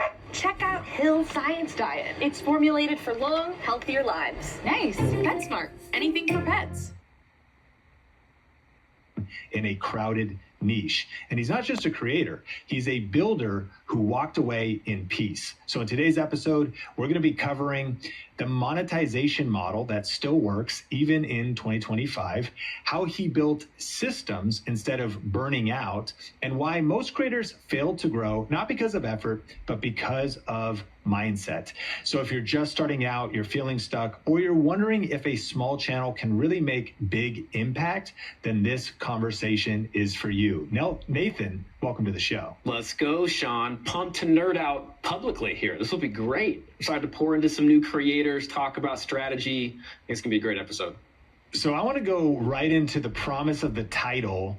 Let's start here. How did you actually make $30,000 on YouTube with just 5,000 subscribers? Yeah, so definitely to cut to the chase, that was not purely on YouTube. So I did get monetized in that process, but it was really like with YouTube. So letting YouTube kind of be a top of funnel, so to speak, for products and services that I offered off of YouTube. So I did like courses, coaching, memberships, some affiliate deals that were in there. But really, that's kind of where the bulk of it came from, was not necessarily from YouTube itself. So describe what they actually were. Was there actual coaching courses and memberships, like multiple products? What were the products? Yeah, so started with a course. That was the very first thing that I did because it was manageable for my season, and then kind of moved up towards the tiers, right? So if people came in, they got a course from me in the music production space that could help them solve a problem. Maybe the course wasn't enough. So I was like, okay, I could like build a community. So it's kind of the next thing that I did for people who got the course,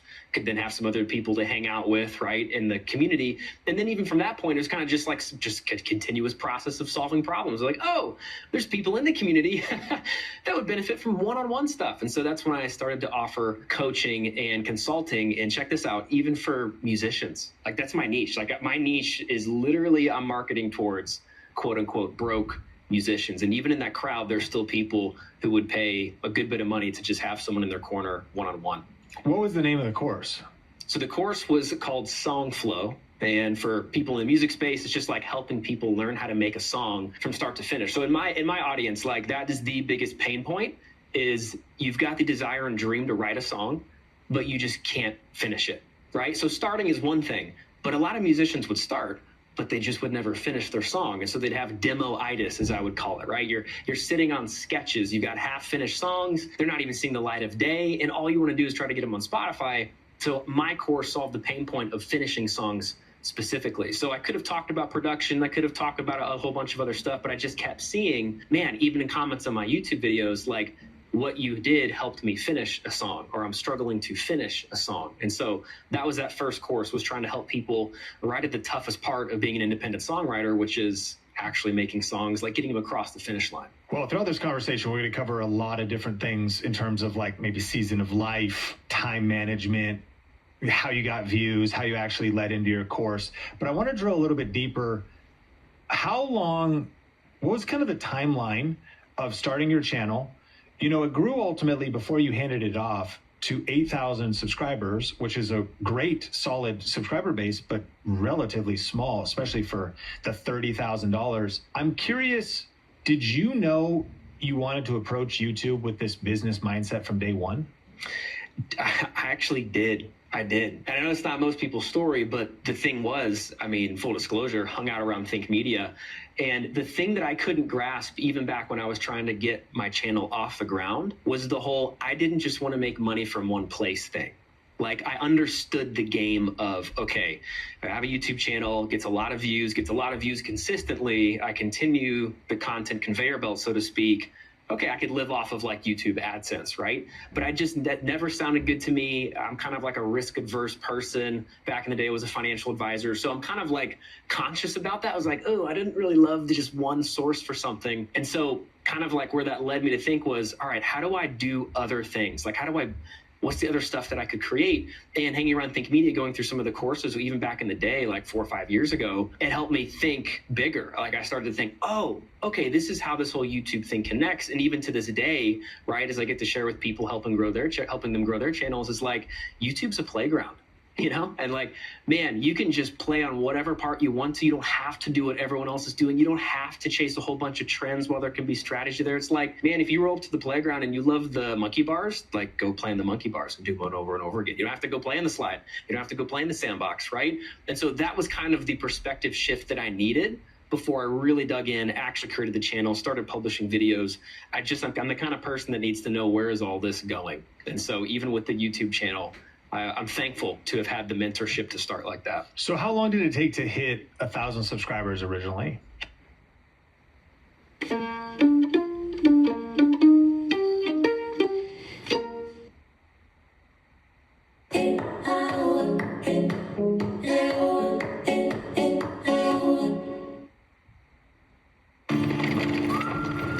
Outlaws in 500 feet. Making it up! Innovation changes everything. Man, he's good. One ETF, 100 innovators rethinking the world. Before investing carefully, read and consider fund investment objectives, risks, charges, expenses, and more in prospectus at Invesco.com.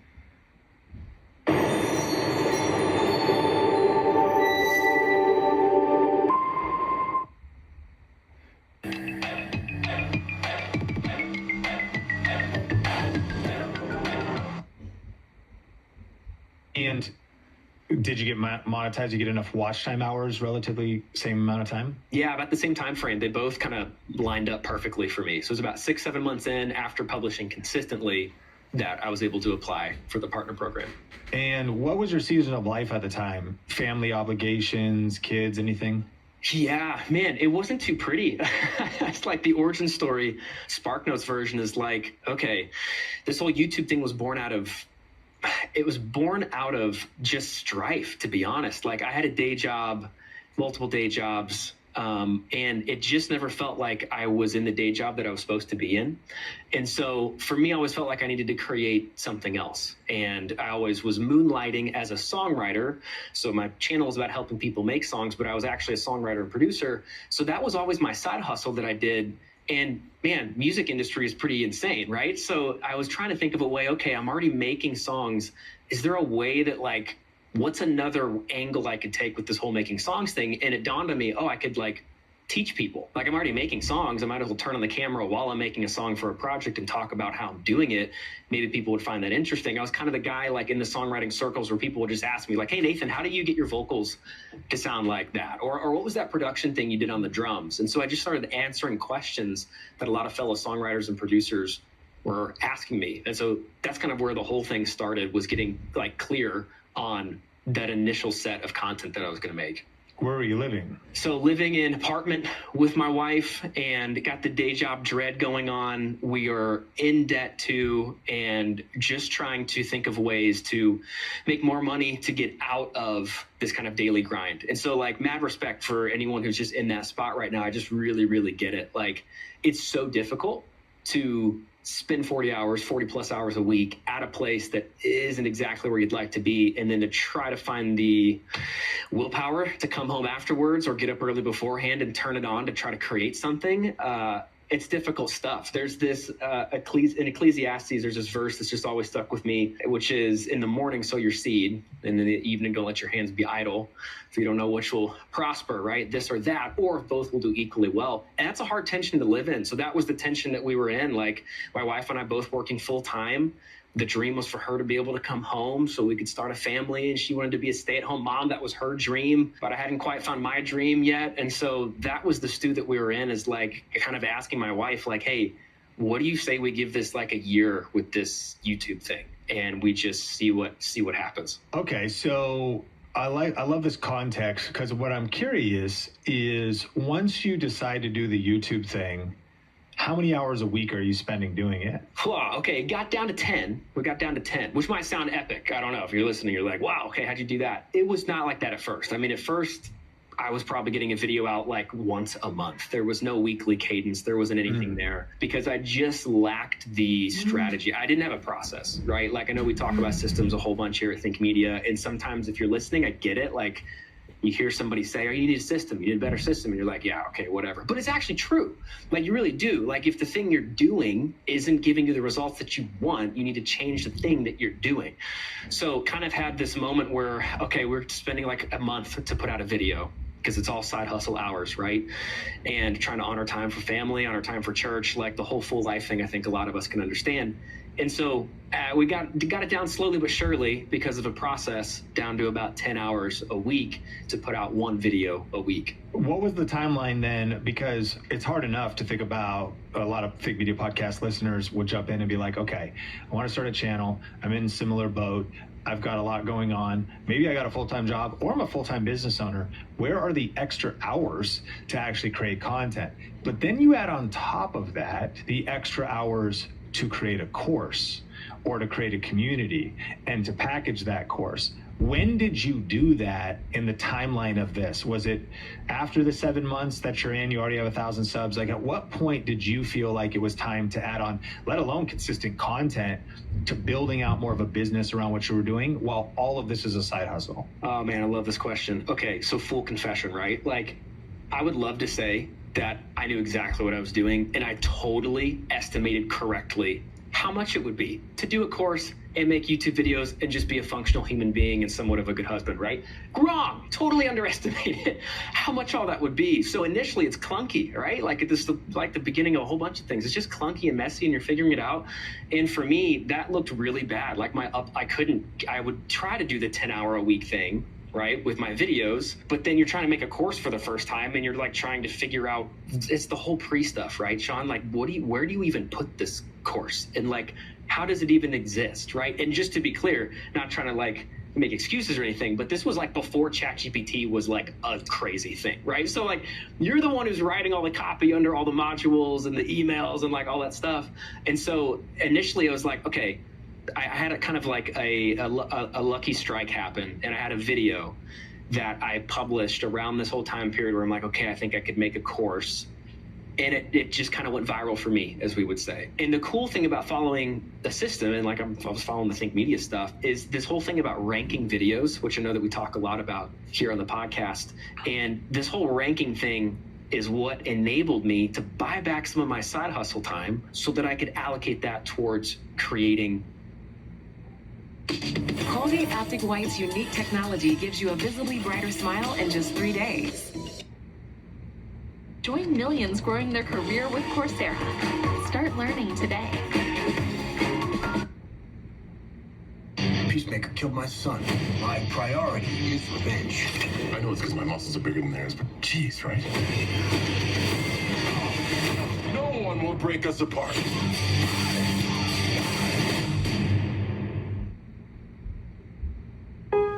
Lowe's knows that no matter the paint project, saving is at the top of the to-do list. So to help you refresh your space, this Labor Day, select one coat coverage interior paints, or buy one, get one free. Lowe's, we help, you save. Is that a JetBlue card? When you buy me with your card, you can earn points on all purchases, all with no annual fee. Okay. I can't understand you. They're just excited. Don't wait. You could be earning points toward your next trip with the JetBlue card. That I could allocate that towards creating courses, creating products, thinking about how I would do a coaching offer, right?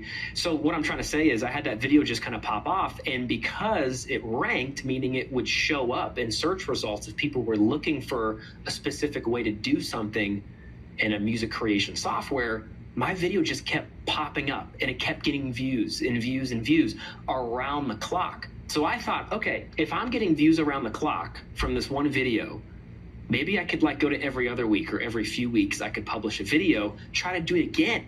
Try to do like the next part. Okay, if I could rank for another topic, okay, sweet. And then that video could buy me views in conjunction, the compounding effect of that first video that I did. So maybe you can see where my mentality is going. It was like, okay, if I just rank videos and then use those, since those videos are gonna be getting views around the clock, now I'm cool burning a week to just focus on core stuff, right? Because if I got side hustle time, I got side hustle time. I think it's like choosing reality. I can't wave a magic wand, and no amount of systems, right, can, I think, fully give you everything you desire. There's just only 24 hours a day. So I think you got to come to terms with trade-offs as a creator, and maybe as a creative entrepreneur, where you're like, you want to make a course or offer something. You can't have it all. You as much as you think you can.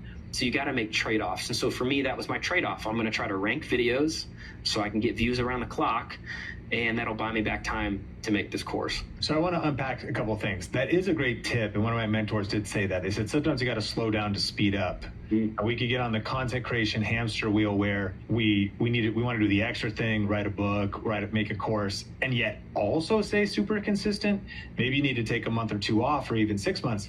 However, red alert, that's why I think media, we say, but if you're going to do that, rather than just stop and lose momentum, rank videos so you're still getting views, your channel's still growing while you work on that next piece, which is the path you took. I'm still curious, were you generally disciplined though with this idea that you worked 40 hours and you spent 10 on your side hustle, and maybe that 10 was disorganized, but that's how much you spent, or maybe it was devoted to the course because you had a ranked video, or maybe it was devoted to the next video, but roughly it was always 10? Or was there times where you were really like, it was 20, it was 25, there was marriage stress, like you were really grinding certain weeks? 100%. Yeah, absolutely. I think when I was getting first started on this whole YouTube thing, like, fellow listener, if you're out there, I'm sure you've watched your 11th video of someone talking about how they got to where they're getting to. I did the same thing. And I remember one creator that I watched, I can't remember his name right now, but he said that he thinks one of the biggest myths about starting something on the side is this idea of balance. He actually said, I don't think you can be balanced. Mm-hmm. If you're so bold, right? If you're listening, you're a rebel, let's go. Like, if you're so bold to demand a different sort of life, a different sort of week, and a rhythm for your day that basically like involves your dream, like doing what you love for a living, that's a pretty bold ask. And I love it. I'm all for the ask, but you have to understand what you're asking isn't easy. And what you're asking for is going to require sacrifice. And so I really took that to heart, Sean. Like, I was like, okay, I'm not going to try to buy into this myth that everything's just going to be perfect and that I can just plod along, 4-hour work week, like, hey, mad respect for Tim Ferriss and everything. I just think, man, there's a startup season and you're going to have to give up to go up, as John Maxwell would say. And so like for us, it took a conversation with my wife. Oh my goodness, the biggest thing I could say, you got someone else in your family, someone else in your household, I don't know, even a roommate or something, it's worth communicating. So I kind of I'm nerdy. And so, like I said, I was financial advisor and stuff. So I kind of put up this whole business plan and shared it with my wife, and bless her heart, she's so supportive. She has no idea what she's looking at. I'm like, babe, okay, if I could just, anyone else get this? Like, I get these subscribers. And then if I have X subscribers come in every month that sign up for my lead magnet, and then I'm just speaking gibberish to her, right? But she saw a plan. And I think more importantly, she saw that I was serious about it, even if she didn't quite understand it. And so because of that, communicating with my spouse, communicating with people who are in the home, it gave me the opportunity to burn the 20 hours in a week. Maybe sometimes it was 30. To be completely honest, for 4 years, half of a Saturday in our home was just Nathan's side hustle day. It was an agreement that we came to. It was part of the thing. So every half day I'm up early on Saturday and putting in maybe 6 hours or something on the side hustle thing. So especially when the course stuff started happening and it's all just so new, you're just trying to figure it out. And yeah, it was easy going to 10, 20, 30 hours in a week. So many nuggets. A couple takeaways. Share a plan with your partner. That's really powerful to think about. And it doesn't have to be some sophisticated business plan, and they may not understand it. The fact you even have a plan.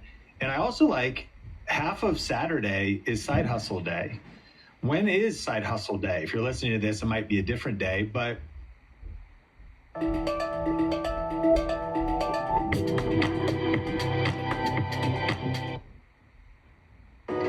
Introducing Blueprint AI, built by designers. Odds last sale of the summer is even bigger than ever. Now you can save up to 30% on moving and storage until September 22nd. Whether you're relocating to your new home or renovating your current one, don't miss this bigger than ever offer. Save up to 30% today. Book at pods.com. It's time to start seeing your to-do list for what it really is. Your get-to-do list. The Polaris Ranger 500 is the right vehicle at the right price to help you make the most of your property, making work part of the reward. If you're listening to this, it might be a different day, but there's not balance at the start. These are some really powerful insights. Now, I do want to mention, because we're talking about ranking videos, we're not going to go super deep in this episode to it, but if you're listening to this and that's a new concept, we are obsessed with ranking videos at Think Media. If you've never learned about our 7-step system to do so, you actually can get access to a free class where we'll break everything down, and you can go to thinkmasterclass.com. We'll link that up in the show notes. You can watch this class on demand. It's a free YouTube strategy class, and we're going to show you the one strategy that's generating over 122,000 views a day across our channels, and also how we're earning over $100,000 per month without relying on YouTube ads. So the cool thing about this class is whether you're just starting out or you're trying to get momentum, it's going to teach you how to make videos like Nathan's talking about that are getting views for weeks, months, and years to come. Not only so your channel grows, but also so that maybe you could build that other piece of your business plan out, whether that's a course, coaching, a book, or something else. So don't put this off. It's free. It's on demand. As soon as you're done with this conversation, this podcast episode,